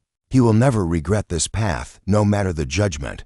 This is his reality now. Under the night sky, the heavy fortress gates groan open. A guard clears the way. Jane enters the courtyard, flanked by her elite retinue of elves. She turns sharply to a wounded soldier. Is your report true? The soldier trembles, swearing on his life that he speaks no lies, begging for her belief. He breached our defenses and battered every soldier. He stammers. Then, with his bare hands, he took Sir Karamov's head. The soldier lowers his gaze. That was the last time any of us saw Sir Karamov. Jane scans the carnage. Then where is the corpse? Her eyes narrow. How can I believe such a ridiculous story without proof? I do not understand that part either, my lady, the soldier replies. But I saw it with my own eyes. Another elf approaches. Master Jane, the pursuit group is ready. She nods, her expression icy. I will join you shortly. Jane stalks across the courtyard. She stands before her troops, radiating killing intent. Hunt him down. Kill him. Jane announces the target with venom. Find Yon Yanets. Yon sprints through the forest as the sun bleeds below the horizon. Jane's voice echoes in spirit, branding him a traitor to his bloodline and the prime suspect in Sir Karamov's murder. The young man tears through the woods, the weight of Philip's body pressing down on his shoulders. Hunt him. Kill him if you must, but bring him back, Jane screams. In the darkness of the forest, elven soldiers surround him. An elf falls to his blade. Yon carves a bloody path through the troops. The commander screams a warning. He can rip through Dana's steel. Never face him alone. Treat this like a dragon hunt. She orders all territorial roads sealed. They will pursue him relentlessly until he breaks. Her soldiers recoil at the confirmation of Sir Karamov's death, but Jane holds her gaze steady. Bring that bastard's head to Her Majesty. As the order rings out, a memory surfaces, a wounded Philip clutching him, pleading. Go to the stable, take the war horse and flee. Philip had gasped. You must survive. At all costs. Still carrying Philip's corpse, Yon reaches the stable, his lungs burning. He thinks this is the end. He looks over his shoulder, gasping for air. Hiding Karamov's body failed to cause the chaos he expected. The pursuit group moved faster than he ever anticipated. He makes a grim decision. He will keep carrying Philip, using the dead man's armor as a shield until he loses them completely. He struggles to his feet, forcing his body to move. He throws open the stable door. Inside stands Gon's warhorse. Yon whispers a silent thanks to his brother. He strokes the beast's mane. With your help, I might finally get some rest. He decides to name the animal then and there. The horse stares deep into his soul. I'll call you Philip. Suddenly, an elf soldier shouts from outside. I saw the glint of Dana's steel. Search the area. The bastard is definitely close. A guard yells. I hear hoof beats. Suddenly, Yon bursts through the forest cover on horseback, catching the soldiers off guard. He clings tight to the armored corpse in his arms as he charges straight through their line. It's Yon Yanets, a soldier screams. He's escaping on horseback. Yon rides rapidly into the consuming darkness of the forest. Bring him down. Do not let him escape, the elf commander roars. Crossbow bolts whistle through the air, slamming into the armor of the corpse. Yon uses the body as a human shield. Unharmed, he disappears among the moonlit trees. He rides through the night, leaving the pursuit group far behind. Deep in the black forest, he finally stops. Philip was a twisted man, Yon mutters, but leaving him unburied feels wrong. Yon looks back at the corpse.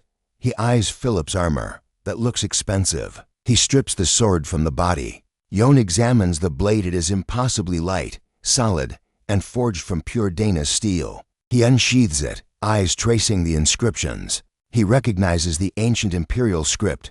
I am the one who reclaims crests. Crest reclaimer. He repeats the name. Does it refer to reclaiming fallen family crests? Finding the name ominous, he decides to keep the sword, but bury the armor. It is a waste, but he promises to return for the gear later. Carrying the heavy plate won't help him run. He begins digging a grave, driving the shovel hard into the cold ground. After burying the body and gear, he questions if it is enough. The image of Karamov, the Emperor's knight, flashes in his mind. He knows the truth. Once the news spreads, the entire empire will hunt him, and Karamov's knights will stop at nothing for revenge. Her threat that he would only know suffering echoes in his thoughts. Yon scoffs. His life was suffering long before he killed her knight. With the Hittite's estate reduced to ash and his pockets empty, Yan stands at the edge of despair. He has no choice but to rest his weary body. A low growl tears through the silence. From the consuming darkness, a massive black wolf emerges, locking eyes with Yan. The young man curses his luck, drained of all stamina. He knows he stands zero chance against a beast of this caliber. His grip on the sword trembles. His only lifeline is his mount, but suddenly a shout rings out. "We found the horse!" Enemy soldiers seize his warhorse. Yan freezes. These aren't just bandits, they are the relentless wolves of Akatan. An elven scout points a sharp finger directly at his hiding spot. I heard breathing over there. Crossbows snap into position, aiming into the shadows. Yan has trapped an apex predator before him, and an execution squad behind. Is this how it ends? Suddenly, the black wolf launches itself.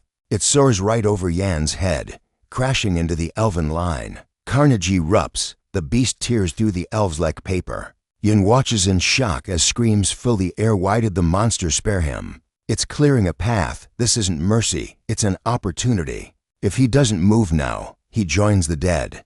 Gritting his teeth against the pain, Yan summons every ounce of remaining strength. He sprints for the horse and vaults into the saddle. He snaps the reins, and the steed bolts like lightning.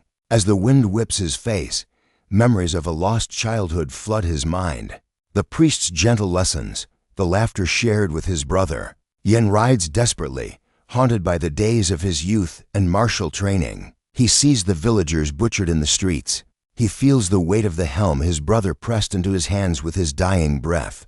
He leaves the smoking ruins of Vitite's village behind him, galloping past the broken corpse of an elven soldier. The black wolf stands amidst the slaughter, a silent guardian. Its golden eyes watch Yan fade into the horizon. Time passes, but the danger remains. Soldiers scour the dirt roads while pillars of smoke choke the distant sky. Concealed in the brush, Yan's heart sinks. A military checkpoint blocks the only escape route. He slumps against his horse, utterly spent. Hunger gnaws at his belly. Sleep is a luxury he hasn't tasted since the nightmare began. For 3 hellish days, the dogs of Akatan have hunted him. He has lost count of the brushes with death he's survived. This is his limit. His arms are so heavy he can barely lift his blade. The road ahead is sealed by a heavy guard.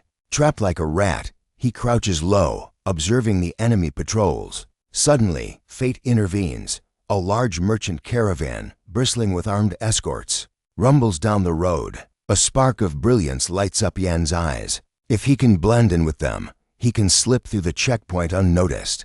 Down by the wagons, a subordinate reports to the leader, Sir Eldon's of the Katana Trading Company. "What is it?" Eldon's demands. Beside him, a mercenary points nervously as a heavily armored rider emerges from the dust. Khan, the mercenary captain, instantly tenses for battle. But young Gamson scoffs. "Why are we sweating over one lone knight?" Goran snaps back. "Open your eyes, fool. Full plate armor and a high-bred warhorse." "That's not cheap iron," Khan growls, grabbing the rookie's head. "Look at the weapon on his hip. That hilt is forged from Dana steel. A blade like that could slice through our armor like butter." The rookie still sneers. "So what? There are 9 of us. We can take him." A veteran shoves the boy aside, disgusted. "I can't hear myself think with your stupidity buzzing in my ear." Smack! Another mercenary disciplines the rookie. Eldon's cuts in, sharp and commanding. "Khan, Goran ready the men. One wrong move, and we strike." "I'll assess the threat," the merchant declares. "But on my signal, unleash hell." The mercenaries nod. Eldon's descends from his wagon, stepping onto the road to face the mysterious night. As he walks, Khan whispers a lethal order. "The second this goes south, knock that rider to the dirt." The merchant raises a hand. "I am Eldon's of the Katana Company. Reveal your name, stranger, so we avoid unpleasantness." Under his helm, Yan blinks in surprise. The merchant is a catman, but his eyes quickly dart to the mercenaries gripping their weapons. The air is thick with killing intent. Yan needs to defuse this, fast. "I am Yan." He lies smoothly. "Forgive the appearance. I barely survived a bandit ambush." He gestures calmly to the tense squad. "Please, tell your men to stand down. I mean no harm." Eldon's relaxes slightly, offering a sharp smile. "My apologies.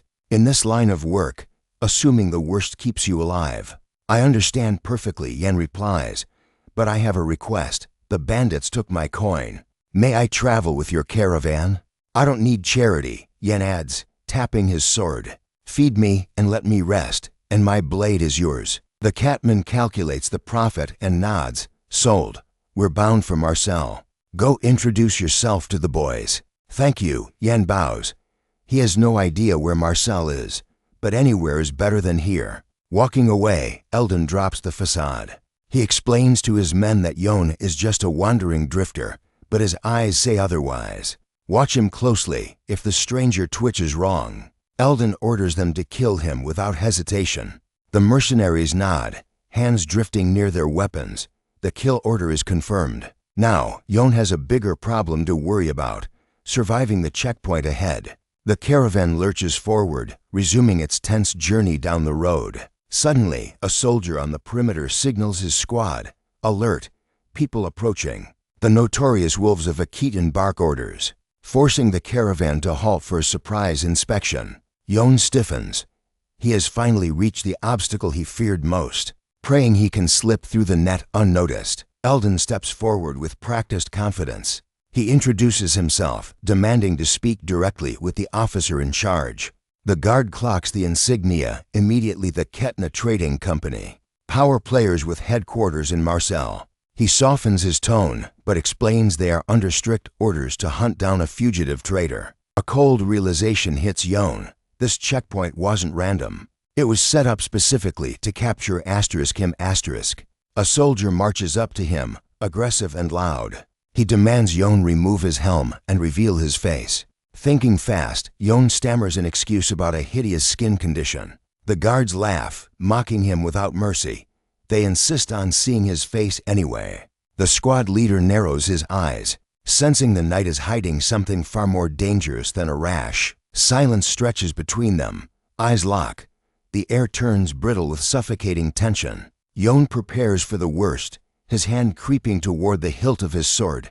It is fight or die. But suddenly, a voice cuts through the standoff. Eldon explodes with righteous fury. He shouts at the soldiers, asking if they dare suspect his company and demands to see their commander immediately. He leans in, voice dripping with threat.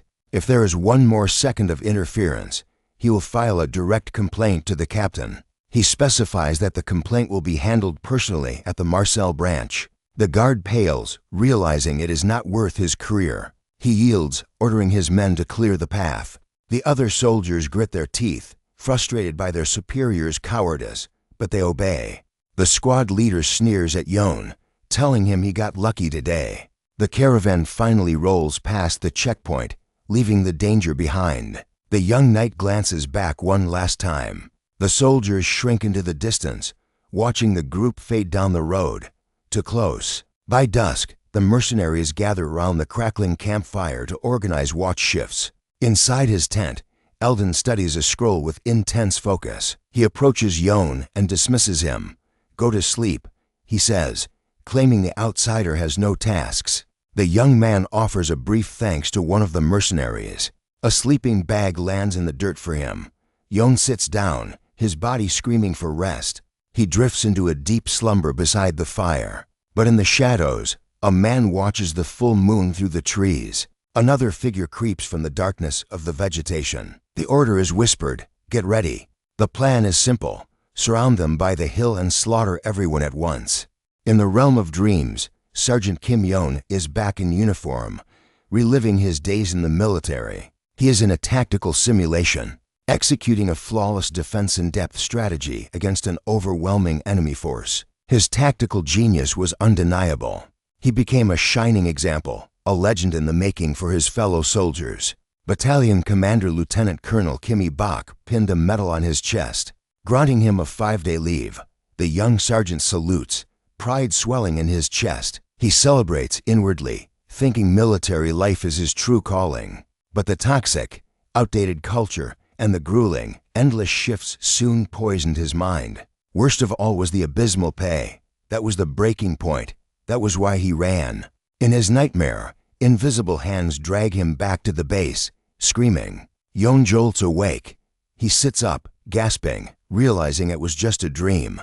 He takes a deep breath, shaking off the phantom chains of his past. The army nightmare ruined his sleep, and now his whole body aches. He glances sideways.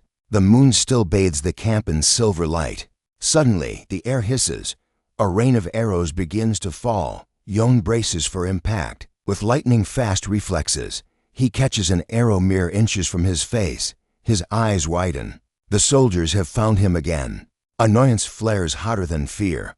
He stands up, deciding he must warn the mercenaries first. He roars at the top of his lungs, alerting everyone to the ambush. Eldon and the others are jolted awake by the scream. But let us rewind flashback to 5 minutes before the attack. Khan was complaining to Gamson, asking why they were busting their backs while the new knight did absolutely nothing.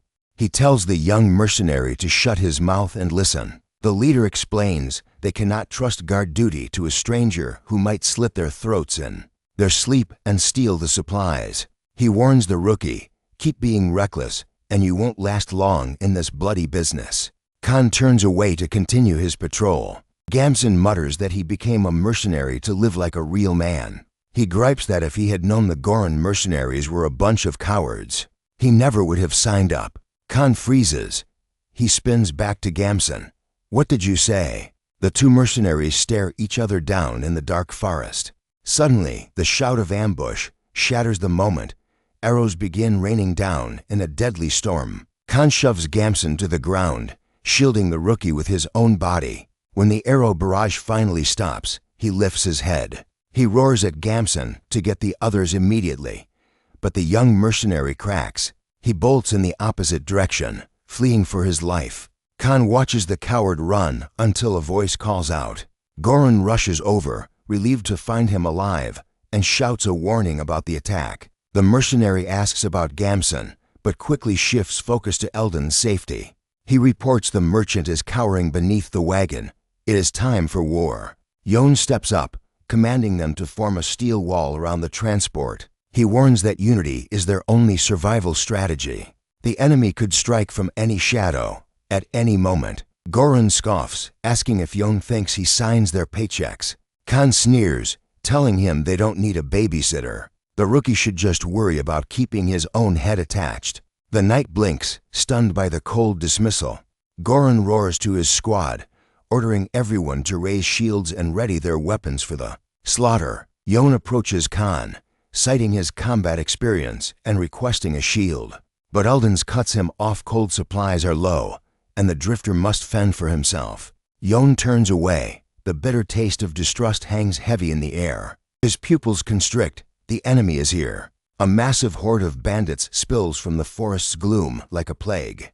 Johan realizes these aren't the elite wolves of a kitten, just common trash. Khan bellows the charge, and the mercenaries dive into the forest to clash. Abandoned at the rear, Johan wonders who is guarding the cargo. Ahead, steel meets steel in a violent cacophony. The bandit chief laughs, urging his swarm to crush the outnumbered marks.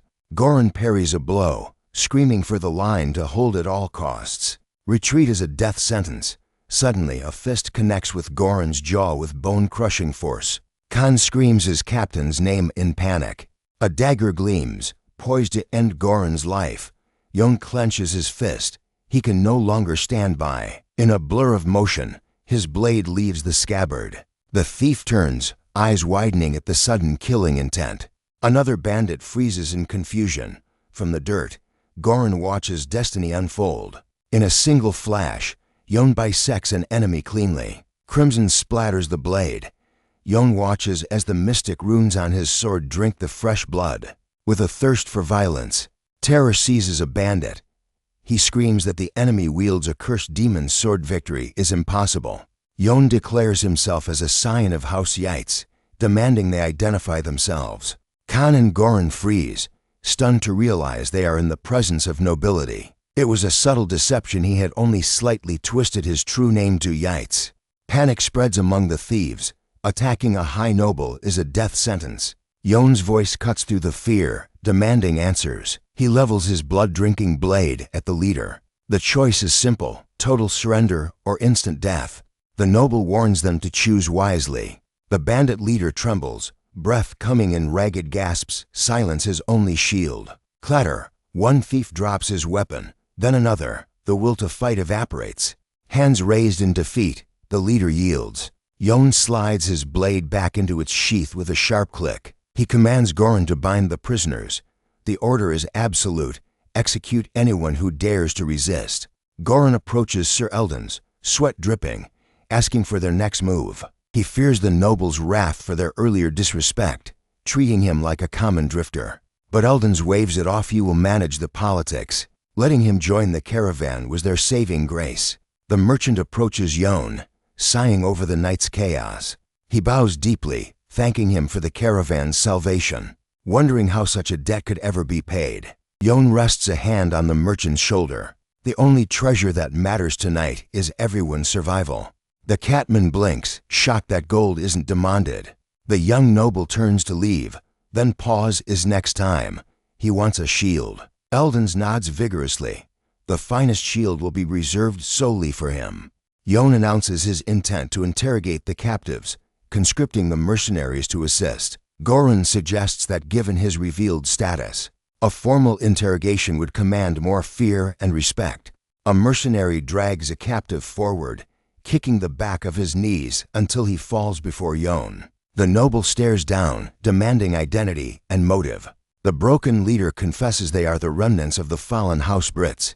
Months ago, House Brits was obliterated, falsely accused of treason against the imperial throne. The ones who drowned their lands in blood were none other than the wolves of Akitan.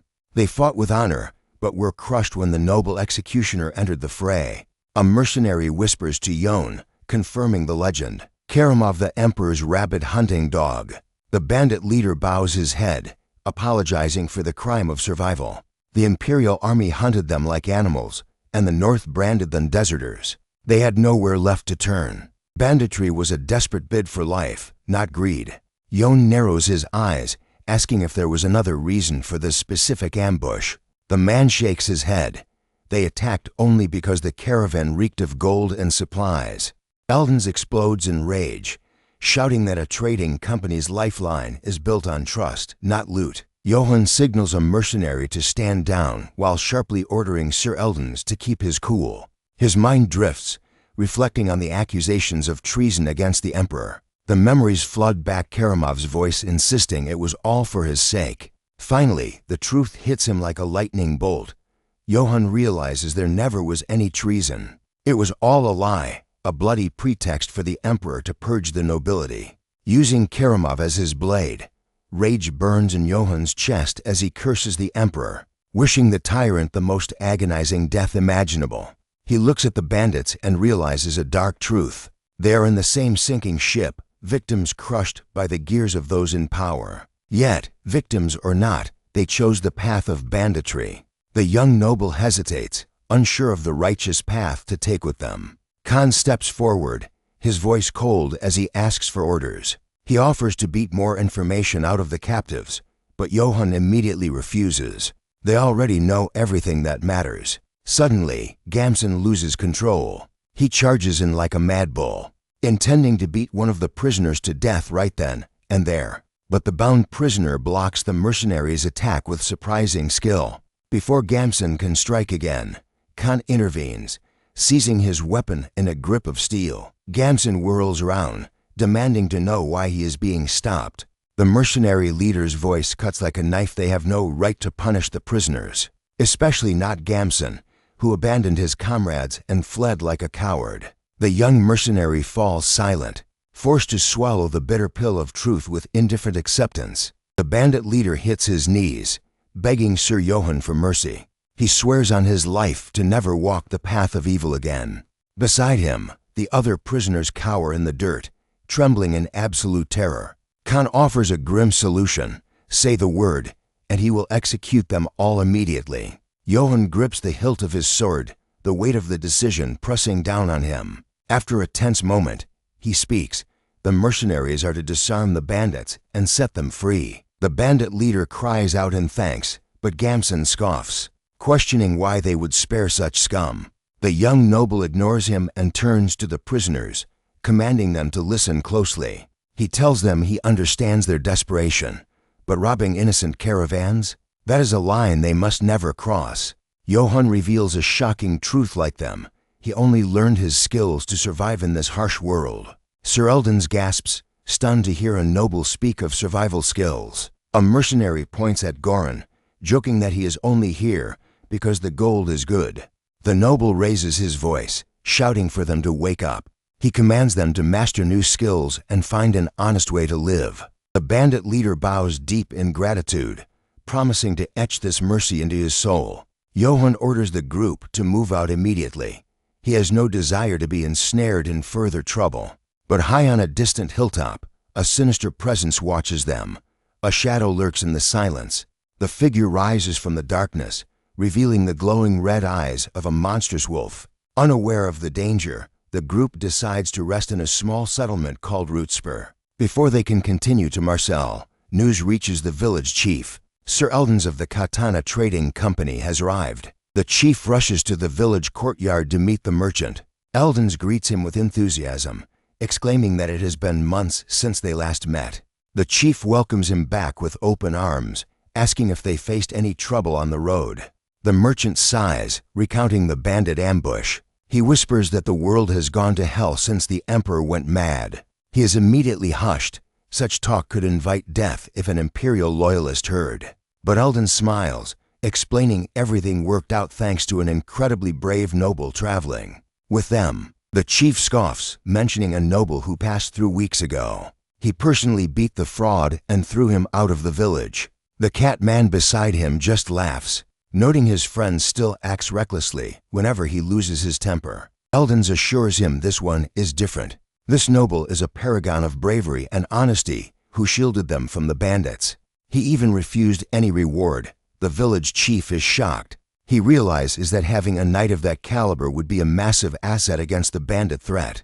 In these dark times, a capable knight is vital for the safety of the people. With that in mind, he insists the group stay and rest for a few weeks. Eldons tries to refuse, but the chief invokes their long-standing relationship to press the favor. Eldons chuckles, joking that the chief is just trying to steal his guardian. The chief laughs and asks, "Where is this hero?" The reality is far less glamorous. Johan sits alone in a dark corner, starving and looking like a beggar at death's door. Goran approaches and calls out to Sir Johan. The mercenary holds out a heavy cloth bag gold coins confiscated from the bandits.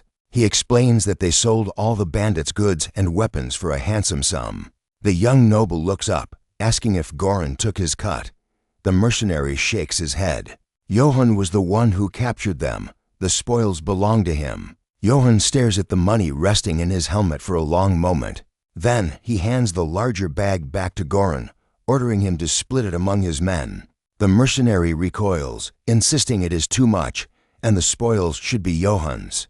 But the noble stands firm. He opens his hand to reveal just a few coins. That is all he has taken. He looks Goran in the eye and reassures him. He knows that spending a little coin to keep the mercenary band loyal is far better than facing the wolves of Caton alone. Besides, he did not fight by himself. Johan declares that having bled together on the battlefield makes them comrades in arms. Hoping the gesture forges a bond of trust, he bids the mercenary farewell and walks away. Goran watches him go, recognizing the true dignity of a knight who puts his subordinates first. The mercenary turns, his voice booming as he gathers his men. He announces that Sir Johan has shown them unprecedented generosity.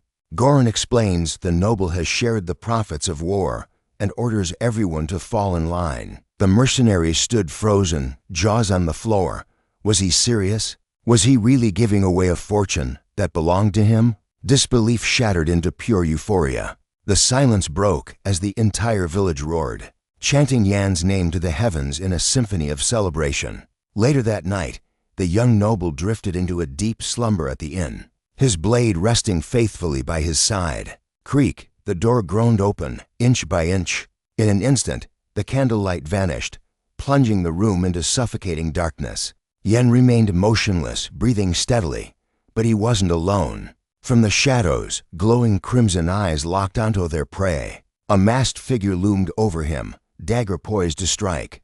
But to understand this betrayal, we must rewind to the night before. Yen had made a shocking decree. Every copper, every spoil of war is yours. The announcement sent a shockwave through the men, erupting into a frenzy of cheers. Yen strode through the city streets like a conquering king. Every step was met with adoration, his name echoing off the stone walls. He had kept the rarest treasures for himself, yet bought their loyalty with mere scraps. Suddenly, a withered elder stepped into his path. "Sir Yan?" Yen paused, hand drifting to his hilt. "Do I know you?" The old man bowed low. "I know of you, my lord. You travel with Master Eldons." The elder smiled, gesturing toward the inn. "The Katana Trading Company has prepared our finest suite for you. Consider all expenses paid in full." It wasn't charity.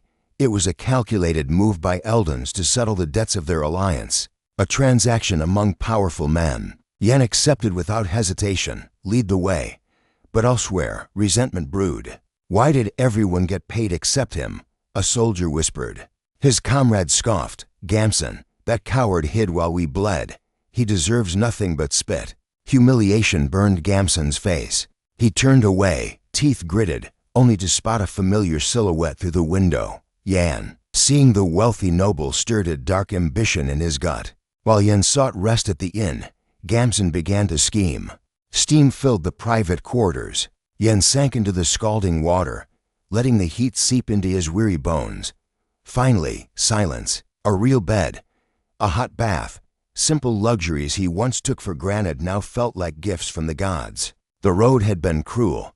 He hadn't realized just how brutal life was without a roof to shelter him. From the storm, born to nobility, he never appreciated soft linen until now. Not until that mad emperor scorched his homeland to ash. He wasn't the only one.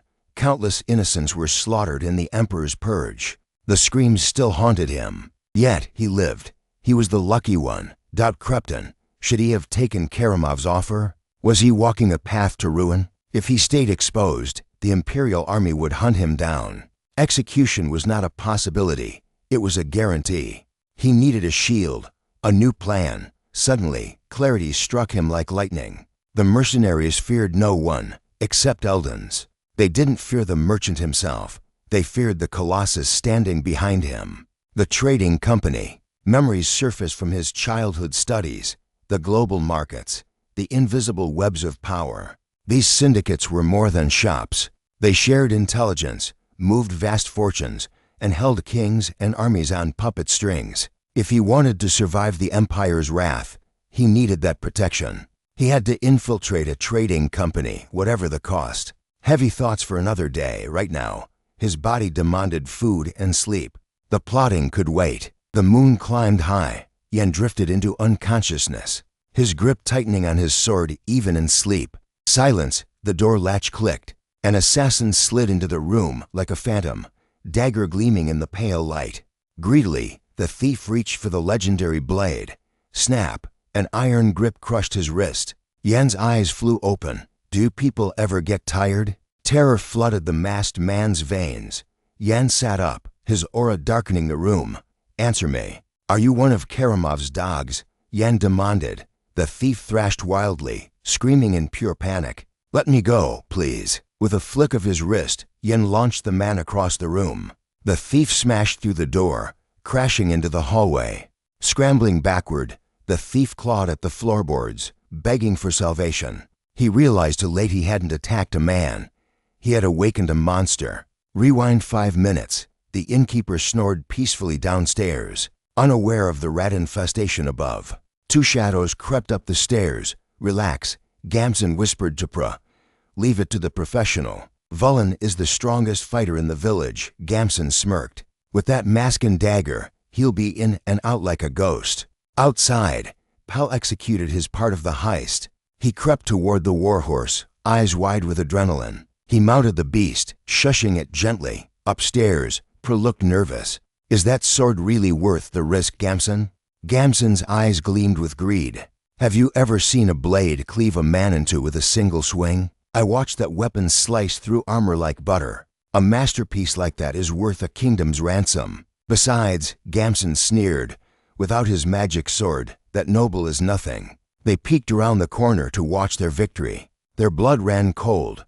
Vullen lay broken on the floor, screaming. and standing in the doorway, bathed in shadow, was Yan. Silently, Gamson observes the unfolding chaos, his eyes narrowing. Trembling with fear, Pra grabs his arm, demanding to know what the hell is happening. Without a second thought, Gamson screams for him to run if he values his life. A chilling dread washes over them, the undeniable certainty that they are doomed. At that critical second, the innkeeper blocks their path, demanding to know their identities and what business they have here. Outside, Pell waits anxiously with the horses. Spotting the others rushing toward him, he grumbles that they certainly took their sweet time. Snapping with panic, Gamson roars at him to shut up and prepare to ride. He spins to Pra, shouting the desperate question, "Where is Vulan?" With a voice shaking like a leaf, Pra stammers the grim truth. Vulan is either already a corpse or breaths away from becoming one. Gamson commands everyone to mount up and flee, but Pra hesitates, his thoughts fixed on Vulan. While Pell refuses to abandon their comrade, Gamson barks a warning. That monster of a noble could be on them any second. Suddenly, the inn's roof erupts in a shower of destruction. Amidst the falling debris, Johan descends upon them like a god of war. On the desolate outskirts of the southern Holy Empire, limp bodies sway from a lone tree. Nearby, the rhythmic thud of a soldier hammering a wooden stake breaks the silence. Wiping his brow, the soldier turns to his partner, confirming the deed is done and the stake stands firm. Together, they nail up a grim warning. These souls, along with their entire families, were hanged for the crime of stealing a nobleman's property. The death warrant bears the terrifying signature of the Holy Empire's ruler, Emperor Cardian Bislerk. One soldier stares at the corpses, wondering aloud what precious treasure they could have possibly stolen to deserve such a gruesome fate. His companion replies with a hollow scoff. Rumor has it they took nothing more than a single chicken and 3 eggs from Baron Gavorarab's land. The words taste bitter even to him. It seems impossible that such a massacre was triggered by such a petty, insignificant crime. Meanwhile, in the quiet corner of a nearby tavern, Eldons enjoys a peaceful meal, sipping his tea without a care in the world. But the tranquility shatters when a subordinate rushes in, his face pale with urgent news. He reports that Gamson, that fool from the mercenary band, was caught stealing from Sir Johan Yates. Eldon shoots up from his chair, thunderstruck by the revelation. Moments later, he collapses back into his seat, cursing his luck. He had planned to recruit the powerful Sir Johan for the journey to Marseille, and now everything is ruined. Cold calculation takes over. Eldons orders Gamson to be captured immediately, commanding the rest of the group to feign total ignorance of the mercenary's existence. The subordinate obeys instantly, secretly awed by the chilling composure with which a merchant of the Katana Company handles a crisis. Left alone, Eldon steadies his breathing. He has survived countless disasters before. He is confident he will navigate this storm as well. A mistake like this won't cost him his life, but dealing with an enraged nobleman requires a delicate, cunning touch. Elsewhere, the atmosphere is heavy as a tense village meeting unfolds. The village chief rises to dismiss the gathering, but the doors burst open. A man stumbles in, screaming that the leader must intervene immediately. Gasping for air, he delivers the nightmare scenario. The local troublemakers have been caught attempting to steal from the nobility. Fury explodes as the chief slams his fist onto the table, cursing the useless brats. When a villager asks for orders, it only fuels the leader's blazing irritation. He barks out a cruel command: gather tributes to appease the noble, and throw in one of the village slaves as a sacrificial offering. But that is not enough. He demands they prepare to execute the young troublemakers right in front of the nobleman's eyes. Horror strikes the parents. They scream in protest, refusing to stand by and watch their children be slaughtered. Consumed by rage, the chief grabs a heavy stool and shatters it against the floor, roaring for silence. His voice booms across the room, asking if they are blind to the danger or if they have conveniently forgotten the emperor's blood-soaked decree. He screams that they must strike first before the noble acts. It is the only path to survival for the rest of the village. Under imperial law, anyone who covets a noble's wealth faces the gallows or having their tongue cut out, punishments that extend to their entire bloodline. Entire families in neighboring lands have already been exterminated, because of this insane law. And all for what? Demanding a measly chicken and 3 eggs in place of the wages they were rightfully owed. To him, all nobles are the same breed of monster. The chief turns on one of the weeping mothers, demanding she face the reality of what the specific noble will do to them. There's no mercy. Once offended, a noble will ensure punishment is dealt, one way or another. He would likely order the beheading of the entire village, all while preaching a hypocritical sermon about a knight's honor. Desperate, one man argues that this is Count Jaren's territory. Surely they could appeal to their own lord for protection against an outsider? The chief scoffs at the naivety. Nobles only care about their petty games of reputation. They care nothing for whose blood spills in the dirt. He slams the table once more, screaming for them to wake up from their delusions. The parents sob uncontrollably while the rest of the room falls into a guilty silence. Softening his tone, the chief asks if they really think he enjoys this nightmare. With heavy regret, he admits the pain of sacrificing their children. But if the young ones die, the village lives a jagged pill they must swallow for the greater good. Later, a grim shadow falls over the village as a crowd gathers beneath the great tree, witnessing the villagers approach with heavy hearts. 3 youths kneel in the dirt, bound and helpless, while a 4th lies unconscious beside them. Surveying the chaotic scene, Yen realizes this has spiraled completely out of control. These were just village brats who got greedy for his sword. Their eyes had gone wide at the sight of the weapon, a stark reminder that he must keep such power hidden from the world. He sighs internally, admitting the fault is partly his for flashing a legendary blade in the open, and decides a little scare tactic will be punishment enough before letting them go. Yen sits on a makeshift throne, waiting as the crowd parts for the village chief, who approaches with trembling knees to ask if the Honorable Sir Yan is unharmed. Yan doesn't even blink, replying coldly that no, he is certainly not all right. His voice drips with sarcasm as he asks if it is the custom of Rootspeck village to greet guests by putting knives to their throats and ransacking their bags. Terrified by the noble's wrath, the village chief throws himself into the dust, offering a desperate, trembling apology. Taking full responsibility, the chief cries that he failed to control these idiots, while Yan simply warns one of the boys to be smarter next time, ready to dismiss them. Suddenly, the atmosphere shifts as the village chief draws a dagger from his belt. Eyes burning with fanatical loyalty, the chief raises the blade over a boy's neck, declaring he will wash away this shame with blood to restore Yan's honor. Yan reacts instantly, extending a hand and barking a command to stop, making it crystal clear that he demands no such sacrifice. But the chief is deaf to reason, screaming that those who stain a noble's honor deserve only death, and raises the dagger once more to execute the youth. A mother screams, covering her eyes to hide from her son's death, but the fatal blow never lands. The blade is stopped inches from the target. Yan's aura turns frigid as he asks if the man is deaf, causing the chief and every villager to freeze under his intense gaze. A pin could drop in the silence as the entire crowd holds its breath, watching the confrontation. Yan stands up, his presence looming like a mountain, and asks if they have all gone insane enough to harvest heads over petty theft. He declares firmly that if they want retribution, they should demand coin, not blood, a statement that leaves the crowd staring at him in utter confusion. Realizing his modern logic sounds alien to them, Yan clears his throat, preparing to drill the lesson into their heads again. He questions how hollow honor can outweigh human life, commanding them to cut the ropes and get out of his sight immediately. The dagger slips from the chief's trembling fingers, planting itself harmlessly in the earth. Overwhelmed by such benevolence, the leader kneels in awe of Sir Yan's mercy, while Pra's parents rush forward, weeping as they embrace their son, safe and sound. The village chief can barely process that a noble with a heart actually exists, confirming that Eldons had spoken the absolute truth. In a wave of gratitude, the mercenaries bow low, thanking Sir Yan and swearing to carve this kindness into their memories.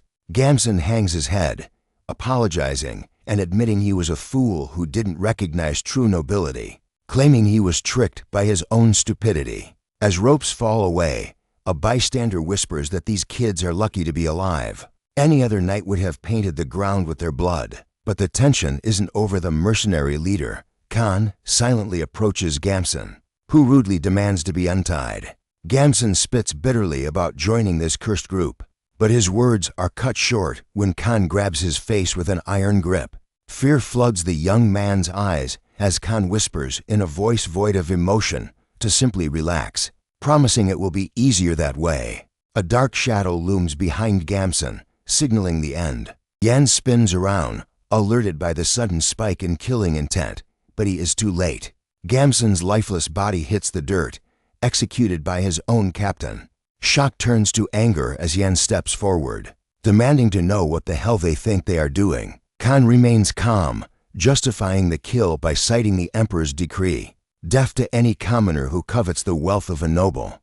Yan grits his teeth, shouting that his orders were ignored. He made it clear he wanted no blood spilled today. The camp falls into a heavy silence, the mercenaries and elders watching the clash of ideologies with bated breath.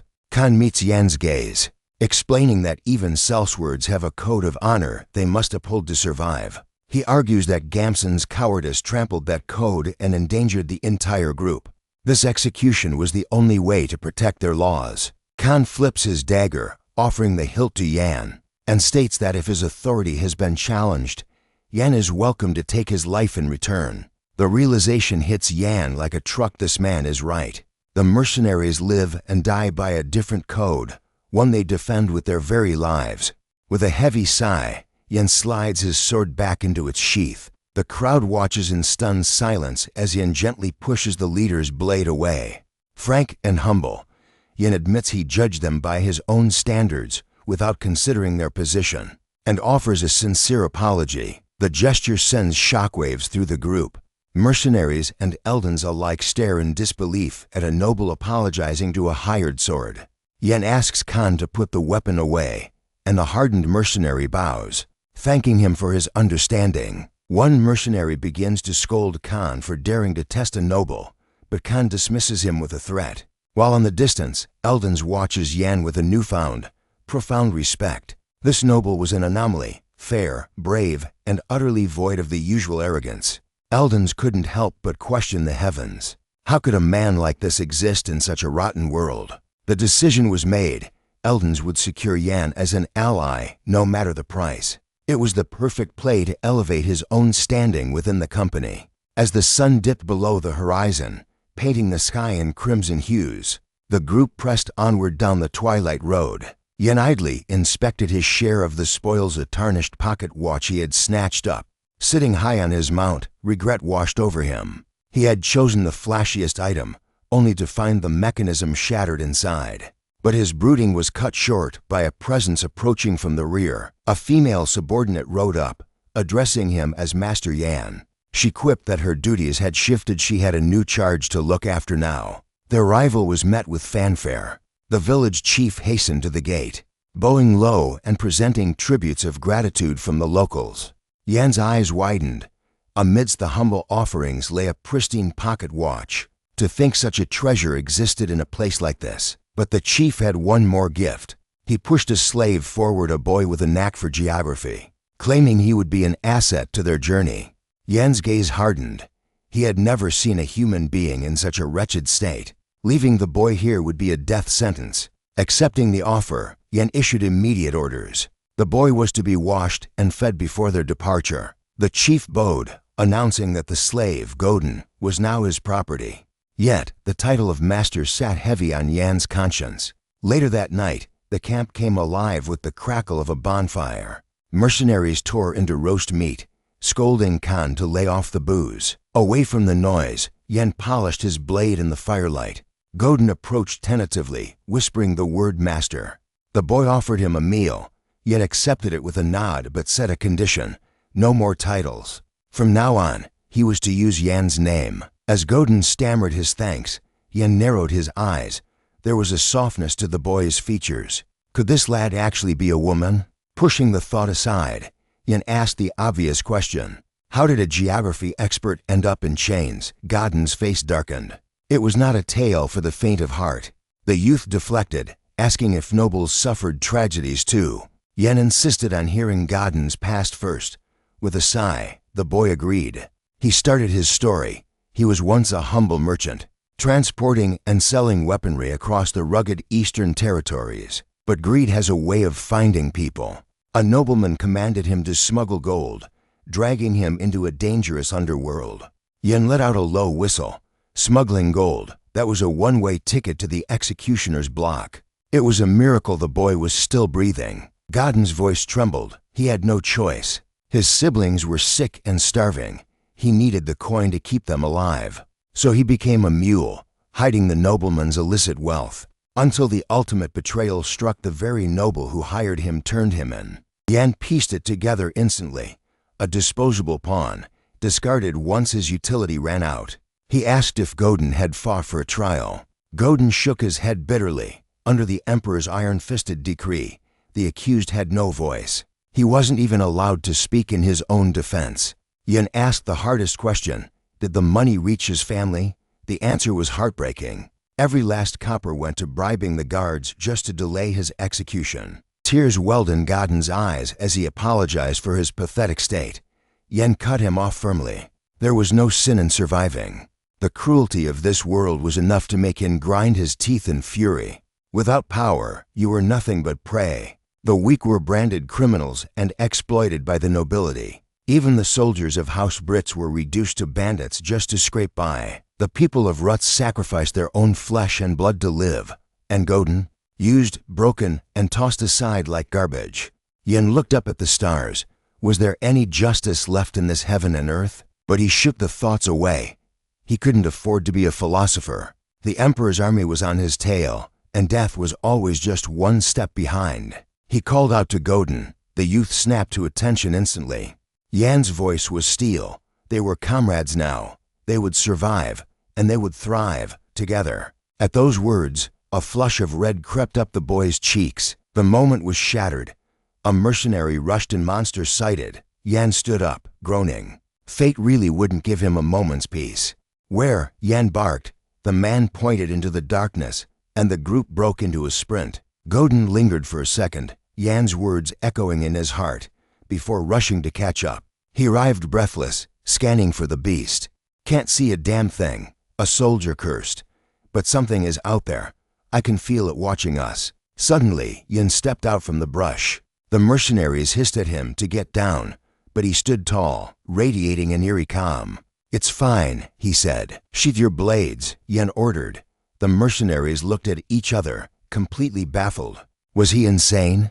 Yen turned his back to them, facing the pitch-black forest. Khan warned him frantically, you can't fight a monster without support. It's suicide. Khan pressed on, our job is to protect Eldons. We can't risk the mission on a fool's errand. Yen paused. He closed his eyes, tuning out the noise. I feel it, he whispered. He stepped toward the undergrowth. A familiar pressure washed over him. A killing intent so potent it could freeze the blood in one's veins. There, in the abyssal darkness, a pair of glowing eyes stared right back at him. Yen instantly recognized the creature. It was the notorious Black Wolf of Il-Omen, the very same beast from his past. Yet, he remembered their last encounter clearly. The predator had ignored him completely, choosing instead to slaughter the wolves of Akitan. It was a strange anomaly. Despite having countless opportunities to strike, the monster had never once bared its fangs at him. That hesitation was all the proof Yen needed.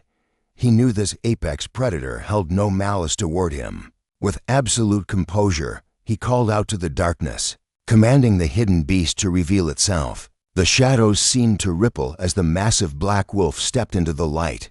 Yen extended a hand, his voice steady as he asked if it had been shadowing him, offering a quiet thanks for saving his life before. Khan watched in disbelief, questioning if Yen truly knew how to tame such a nightmare, while the other mercenaries muttered among themselves, admitting they had never witnessed a beast of this caliber. The tension was palpable as the colossal wolf prowled closer, its wet nose sniffing intently at Yan's face. Then, without warning, snap, the beast's jaws clamped down over Yan's entire head, causing one of the mercenaries to scream his name in sheer panic. Eldon lunged forward, shouting for the creature to back off. But Yan's muffled voice came from inside the wolf's mouth, calmly telling everyone to stand down and not to fear the big guy. Wrestling his head free, but keeping a firm grip on the animal, Yin made a stunning declaration. This was no monster, it was the legendary Guide of the Dawn. Eldon's eyes went wide with excitement as he asked if it was true. Yan, however, looked confused. He had simply repeated the title instinctively, unaware of the profound weight those words carried. Eldon took a breath, his voice trembling as he began to explain. In the Eastern Empire, there was an ancient ballad sung about this very creature. The legend spoke of a moonlit night during the age of the Great War, where a solitary warrior bestowed a name upon a wolf. That name was Guide of the Dawn. Upon receiving it, the wild beast bowed its head in absolute submission to the warrior. Its eyes had blazed with celestial light, and soldiers cheered as it charged the front lines. When the war that fractured the continent finally ended, the warrior brought peace, only to die a hero's death. For 3 days and 3 nights, the black wolf mourned, its howls echoing with grief before it vanished, seeking lands where chaos reigned and heroes were needed once more. That was the legacy of the Guide of the Dawn. Yen frowned, skeptical. He asked if Eldon was mistaken, pointing out that everyone in these parts knew this terrifying beast as the Black Wolf of Iloman. Eldon shook his head, explaining that the creature's origins lay in the east. As the story traveled south, fear had distorted the truth, twisting a divine guardian into a symbol of disaster. Reciting a verse from memory, he declared that the Guide of the Dawn exists to punish the wicked and submit only to the brave. He emphasized that this passage came from the sacred texts of the Eastern Empire. Hearing this, the pieces finally clicked for Yan. He began to understand the true nature of the being standing before him. Trembling with reverence, Eldon asked for permission to touch the legendary beast just once. Yen shrugged and agreed, but the moment Eldon reached out, the wolf's lip curled into a vicious guttural growl. Eldon froze, wisely deciding that perhaps he wasn't worthy of such an honor. Yet, when Yen stroked its fur, the beast melted into docility. Eldon watched, wondering if the creature favored only Yan, when a sudden realization struck him like a bolt of lightning. He recalled a crucial detail from the folklore. Giving a name to the divine beast that follows you binds its soul to yours as a vassal. Eldon looked at the wanderer with new eyes. Could this unassuming southerner actually be a legendary hero in the making? He quickly dismissed the absurd thought, only to have it claw its way back into his mind a second later. The evidence was undeniable. Eldon pressed Yan, asking if he had already named the Guide of the Dawn. Yan shook his head. He hadn't found the right moment yet. The old scholar became frantic, insisting Yen name it right now. If the legends were true, they were about to witness a miracle. Yen rubbed his chin, pondering his options, while Eldon helpfully suggested Katana, a name that Yen immediately ignored. Memories surfaced for Yen. The last time he saw a presence this intense was when he buried that bastard from Cardway. Pointing a finger at the wolf, he made his choice. The name would be Karamov. Eldon gasped, reacting instantly to the sound of the name. Recognition flashed in the wolf's eyes, igniting them with golden intensity. A shockwave of power exploded outward, enveloping both man and beast. The creature threw its head back and howled as ancient energy reshaped its very form. When the light faded, the Guide of the Dawn stood before them, reborn as Karamov. The transformed wolf gazed at its new master with undying loyalty. Yen smiled, patting its head and whispering that he was counting on it. He turned to Eldon to agree that it was amazing, only to pause in confusion at the old man's behavior. The mercenary stood in stunned silence, watching as Eldon threw himself to the ground, prostrating before Yan and the divine beast. Tears streamed down Eldon's face. He choked out that the myth had come to life exactly as the stories foretold, overwhelmed to witness history with his own eyes. Voice thick with emotion, he declared that his respect for Yan had been absolute from the moment they met. He praised Yan for shielding them from bandits, for showing mercy to his enemies, and now, for being the chosen master of a divine beast. With grand theatricality, Eldon proclaimed Yan to be the long-awaited hero of hard times. The mercenaries and Godin exchanged looks of awe. Murmurs rippled through the group as they began to question if this wanderer was indeed their savior. Yan's expression twisted into awkward discomfort. He turned to the fanatic scholar and, in a hushed tone, offered an apology. He confessed that he wasn't the hero they were fantasizing about. He was just a drifter from a no-name house, struggling just to stay alive. Furthermore, he dropped a heavy truth. He was currently a fugitive, hunted for beating the original Karamov to death. Yen apologized again for shattering the old man's dreams, but Eldon shook his head, denying any disappointment.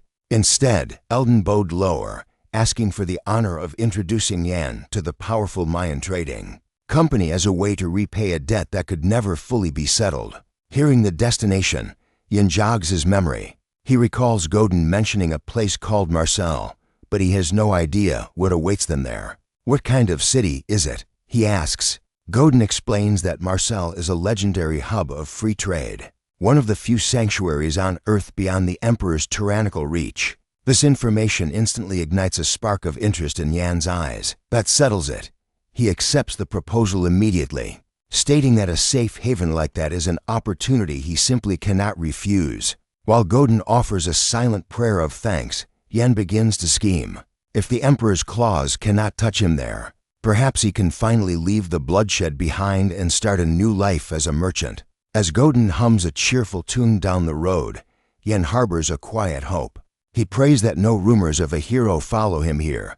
He wants anonymity, not fame. In the silence of his mind, he reflects on the title hero of turbulent times. It sounds noble, and part of him wonders how nice it would be if he truly were such a legendary figure. But reality is colder. He recognizes that in his past life and in this one, he is nothing more than a desperate wanderer, struggling just to draw his next breath. A chilling memory surfaces, an imposing figure towering over him, decreeing that his existence would be nothing but an endless cycle of suffering. Yen clenches his fist, crushing the memory. His life before death was a nightmare. Yes, but this time is going to be different. He resolves to carve his own path, guided only by his iron will. With their destination set, the group marches forward toward the city of gold and merchants. Standing before the gates, Godin whispers in disbelief. He never imagined fate would allow him to return to this beloved place. They enter the bustling market, and Yan suggests they stock up. Suddenly, Karamov bolts ahead, weaving through the crowd, forcing Yan to shout after him in panic. But the danger dissolves instantly. A vendor leans down, cooing at the beast, calling him a cute little thing and offering a treat. Watching the scene, Yan lets out a breath. To everyone else, the terrifying divine beast Karamov looks like nothing more than an adorable puppy. This disguise had been planned just a day prior in the forest. In that flashback, Yen turns to the massive wolf and addresses him by name. He explains that a monster of such legendary size would cause mass panic in a human city. He asks Karamov to wait outside, but the beast's body suddenly begins to glow and shift. Yen watches with wide eyes as the creature undergoes a miraculous transformation. He can hardly believe it.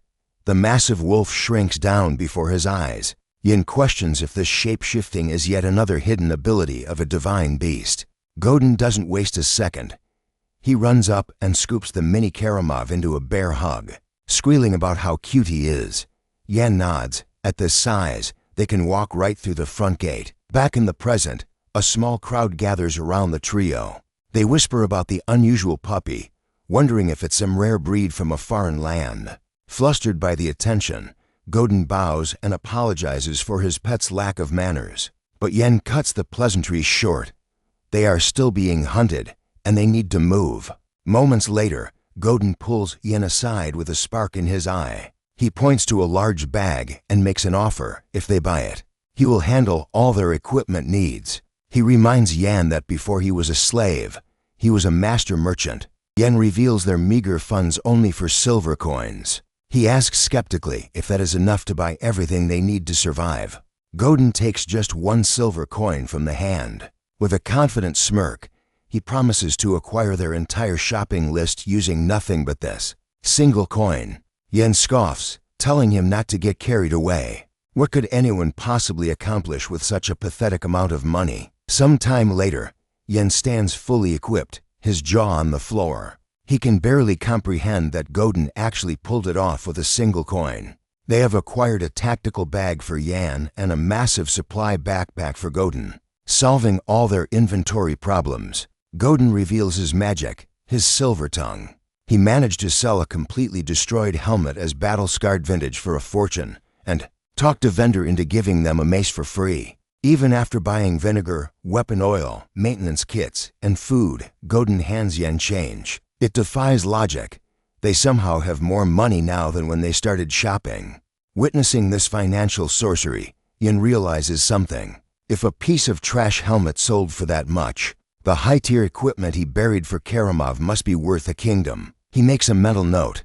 If he ever needs to return here, he will dig up that stash and become filthy rich. Yen observes Godin's glowing expression and asks if he really was a merchant.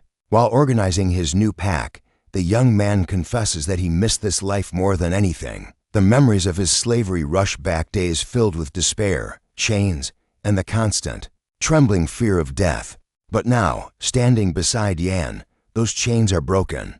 He feels he has finally reclaimed the soul he lost when he was captured. Godin looks Yen in the eye and speaks from the heart. Even if he had never been a slave, he would still choose to travel this path by Yen's side. Yen smiles, touched by the loyalty. He tells Godin that he's counting on him from now on. The response is immediate and enthusiastic. Okay, Yen. United by trust, the two set off to explore the wonders of Marseille. After settling in the city, Yen experiences a culture shock. For a man who has known only hardship, this new happiness feels almost dreamlike. The meat he used to eat was tough as shoe leather. The steak in Marseille melts in his mouth like butter. Before, he was covered in filth, his skin itching unbearably.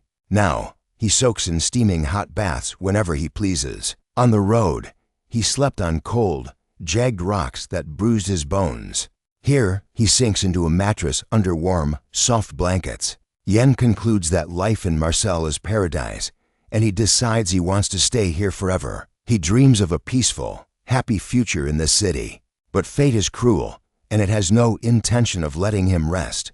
The following morning, the Marseille city square was alive with the chaos of a new day. As Yen strolled through the crowd, he remarked on the rare peace he finally possessed. But in a heartbeat, a cold shiver of warning crawled up his spine. His eyes locked on a gathering crowd ahead. Was it another raid? Had the bandits struck here too? A frantic villager confirmed the worst. The bandits hadn't just stolen the cargo, they had kidnapped Dave's daughter. Yen calmly bit into his skewer, his ears sharp to the whispers around him. Fear was spreading like a plague. With bandits on the loose, no one felt safe. Sensing the tension, Gordon whispered to Yen. The heavy atmosphere of the city was suffocating, all thanks to that lawless scum. Further down the street, trouble brewed. A mercenary loomed over a trembling vendor, demanding credit on his reputation alone. Desperation cracked his voice as he roared. He demanded a meat skewer, claiming hunger had gnawed at his gut for days straight. This thug was a stray dog from the Akitan wolves lost in Marseille after hunting Yen. He turned to escalate the brawl, but froze instantly. Their eyes met. Recognition sparked like a fuse. Screaming, "You bastard!" The mercenary abandoned the food and charged with murderous intent. Yen's mind raced. The Akitan wolves had tracked him all the way to Marseille. The situation had just turned catastrophic. A public brawl in the city center.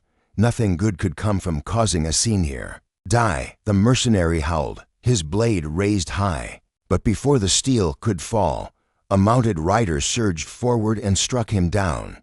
The attacker crumpled to the dust, instantly defeated before the stunned crowd. Surveying the mess, the rider scoffed at how low the city's security had fallen. He turned his gaze to Yen, addressing the wanderer with concern. "Are you injured?" Yen shook his head, offering his gratitude. The rider offered a warm smile, advising him to stay vigilant in these dangerous times. With a nod, the mysterious savior spurred his horse and disappeared down the busy street. Moments later, the rhythm of marching boots filled the air. An entire army of mercenaries formed a wall of steel across the city square. Brassel, the captain of the Oakwood mercenaries, stepped forward to address the fearful masses. "Fear not," he proclaimed. His 500 warriors would wipe the bandits from the earth. Gordon watched in awe, while Yen questioned their fame. The answer was swift. The Oakwood mercenaries weren't just soldiers. They were one of the elite forces of the entire empire. Gordon connected the dots. With the region plagued by crime, someone with deep pockets had hired this legendary group to purge the land. Yan remained silent, his sharp gaze dissecting the power dynamics unfolding before him. A chilling realization hit him. That rider was Captain Brassel. If he hadn't intervened, Yan's cover would have been blown in the fight. Exposure meant the Empire would descend upon him, ending his refuge in Marseille. The dark memory of his vow returned a promise that his future held only suffering. He forced a deep breath, pushing back the dread. He couldn't forget the reality. He was a hunted fugitive. Survival required leverage. He needed the protection of a major trading company, a force so powerful that not even the Emperor dared to interfere. Luck was on his side, thanks to Eldon's high regard. The doors to the Katana Trading Company were open to him. But a shadow of doubt lingered. What if his mask slipped before the deal was sealed? The answer was brutal. If the company discovered the Empire wanted his head, they would toss him to the wolves without hesitation. One slip-up before securing that alliance meant only one thing: certain death. Resolve hardened his features. Yan clenched his fist.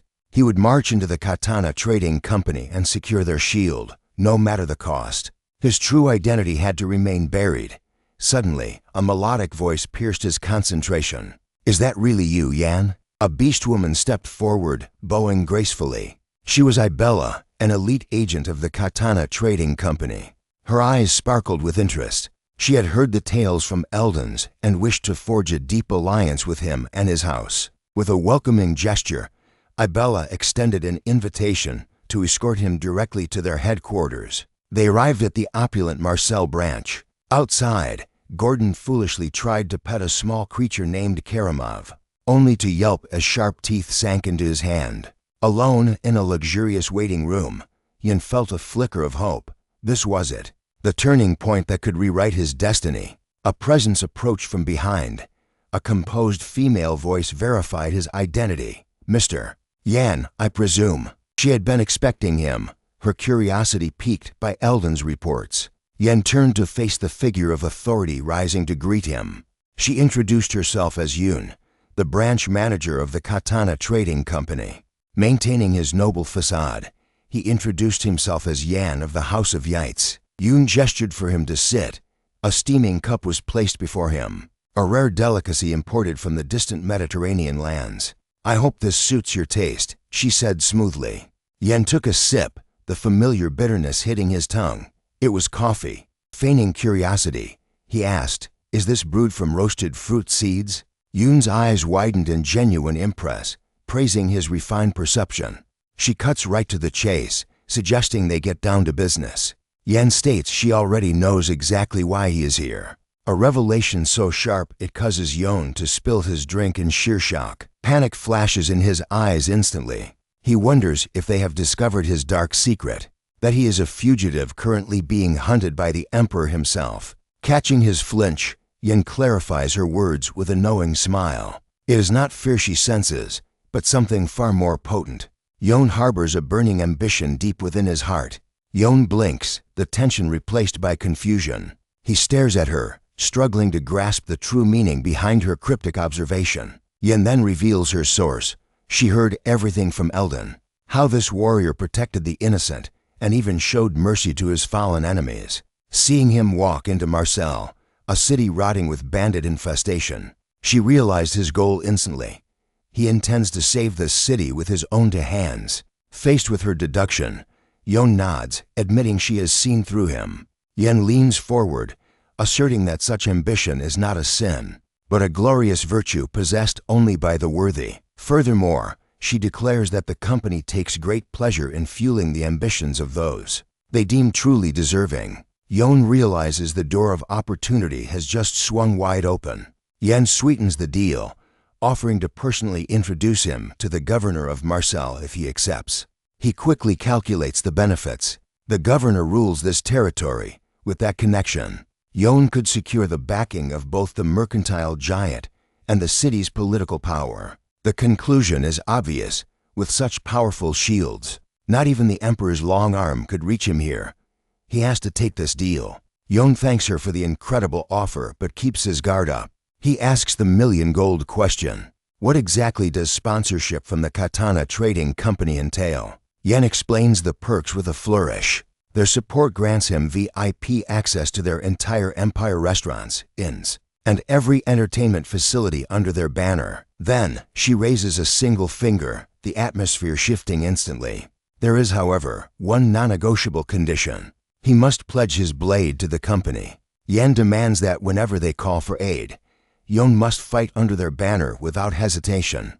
Yon asks if she wants him to slaughter the local bandits, but she shakes her head. That is not the price she asks. She clarifies that the Oakwood mercenaries have already been dispatched to handle the bandit filth. For a warrior of his caliber, she has reserved a different task entirely. Silence hangs heavy in the air before he asks for the details. Yen explains that resentment is brewing in the merchant districts, with accusations that her company is monopolizing the market. Her eyes turn cold as she drops the proposal. She wants him to eliminate the dissenters permanently, not just the merchants, but their children as well, to end the bloodlines. She locks eyes with him, asking how he feels about this one, ruthless condition. Yon says nothing, his face unreadable as he weighs the cost of his soul. Outside, the sun sets, casting long, blood-red shadows over the Katana branch in Marcel. Time skips forward. Yon exits the building, stepping into the cool night air. Godin greets him with a cheerful grin, eager to know how the high-stakes meeting went. Yon doesn't answer. He simply stares at the horizon with a vacant look, forcing Godin to call his name repeatedly to snap him out of it. Suddenly, Yon explodes with excitement, yelling that they are going to suck some honey. Godin freezes, totally confused, repeating the bizarre phrase back to him. Flashback to 1 hour earlier in the meeting room. The tension is palpable as Yon flatly refuses her murderous proposal. He argues that in a metropolis like Marcel, complaints are natural when one entity dominates distribution. It is the cost of doing business, not a cause for war. His voice rises in disbelief, instead of dialogue or negotiation. She truly expects him to butcher civilians and innocent children. He slams his foot down. He will not stain his hands with innocent blood for corporate greed. He refuses, absolute and final. He turns to leave, suggesting they both pretend this conversation never happened and go their separate ways. Silence stretches between them like a taut wire. Then, Yan's cold expression melts into a satisfied smile. She informs him that he has passed, leaving Yon completely bewildered. She bows slightly, explaining it was merely a character test to judge his worthiness for sponsorship. Yon blinks, realizing the cruel monopoly story was a lie. The manager clarifies the truth. The Katana company has never monopolized the market and is actually beloved by the local merchants for their fair trade. She wishes to proceed with the original sponsorship terms. However, she assures him that he won't be dragged onto a battlefield anytime soon. Yen explains that the Oakwood mercenaries have already departed to handle the threats. While they subdue the bandits, Yon is free to rest, recover, and enjoy the lavish benefits of their sponsorship. She extends a graceful hand, formally inviting him to join the family. This time, Yon accepts the offer with unbridled enthusiasm. Their hands clasp, sealing the pact. Yen expresses her sincere hope that this partnership will bring prosperity to them both. Back in the present, Godin asks what "suck some honey" actually means. Yon explains with a grin that it's slang for living the high life and spending a fortune on the company's dime. Godin asks if the negotiations were truly successful. Yon confirms the victory. He has finally secured the sponsorship they desperately needed. The young man cheers, congratulating him, and Yon thanks his loyal companion. Internally, Yon reflects on his luck. Everything is falling into place perfectly. He secured powerful backing the moment he set foot in Marcel. Though the bandits remain a threat, he is confident the mercenaries will crush them, restoring peace to the city he now calls home. The peaceful life he has always dreamed of is finally within reach. It is time to let his guard down and relax. But fate is cruel. As they stroll down the street, a blood-curdling scream shatters the peace. A crowd gathers around bodies scattered across the pavement. Yon pushes through, horror dawning on him. What has happened? Why are mutilated bodies rotting in the middle of the street? "Hey, Yan!" Goran's shout cut through the street noise as he hurried over. Yen stopped, sensing the tension radiating from the man. "What's going on?" he asked, his eyes narrowing. "It's the bandits," Goran hissed, his face grave. "They've crossed a line. They aren't just robbing anymore, they're slaughtering merchant families to terrorize the city." He gestured grimly toward the square, where a bloodied corpse lay cold on the stone pavement. Jan's gaze locked onto the body, and the gravity of the situation hit him. This wasn't just crime, it was a massacre. The chaos was far from over, it was just beginning. "Why is no one doing anything?" a citizen screamed from the crowd, pointing a trembling finger at the city hall. "Marcel is letting us die. Who's going to take responsibility for this blood?" "It's the Emperor," another man shouted, fear making his voice crack. "He's the one behind these bandits." But the crowd quickly shouted him down. The idea was too absurd, too terrifying to entertain. The square exploded into an uproar. Defenders and accusers clashed, their voices overlapping in a deafening wave of panic and rage. Jan stood silent in the eye of the storm, watching the city tear itself apart. He could feel it in the air. The fragile peace that Marcel had built was crumbling, crushed under the heel of unchecked violence. But amidst the shouting, one question burned in Jan's mind. Where the hell are the mercenaries? Meanwhile, in the manager's office, the door burst open. Manager Ian. Ibella rushed in, breathless with panic. "I have terrible news." Ian, already staring at the grim reports, cut her off. "I know about the bodies. Tell me, what are the Oakwood mercenaries doing?" Ibella froze. She hesitated, her eyes darting away, struggling to force the words out. We haven't been able to contact them," she whispered. The silence that followed was deafening. For an elite force to go dark meant only one thing: catastrophe. "And there's more," Ibella continued, her voice trembling. "The liaison officer. His body was found near the forest yesterday. He was butchered. It was unrecognizable." Ian's mind raced. Impossible. The Oakwood mercenaries commanded a military might that rivaled entire cities. The idea that a ragtag group of bandits could wipe them out was sheer lunacy. Tension snapped like a twig. Bang. Ian slammed her fist onto the desk, making Ibella jump. "Ibella," she barked, desperation creeping into her voice. "Yes, ma'am." "Bring me Sweeta," Ian commanded, her eyes blazing. "Get the midge of the Ethel River immediately. I need his prophecies to tell me if our army has truly fallen." Under the pale, haunting glow of the moonlight, the Ethel River flowed silently, carrying secrets in its dark waters. Sweeta stood waist deep in the current, dipping his hand into the cold surface. "I see the truth," he murmured, his voice carrying a mystical weight. "You are mistaken, Ian. Searching for the mercenaries will change nothing now. The prophecy has shifted," Sweeta intoned, his eyes glowing with arcane light. "Jan, the man who slaughtered the Emperor's hound and vanished. He is right here. He is hiding in the pocket of Marcel." A chilling smirk touched the mage's lips as he gazed into the threads of fate. "But destiny is cruel. Things will not go the way that bastard imagines."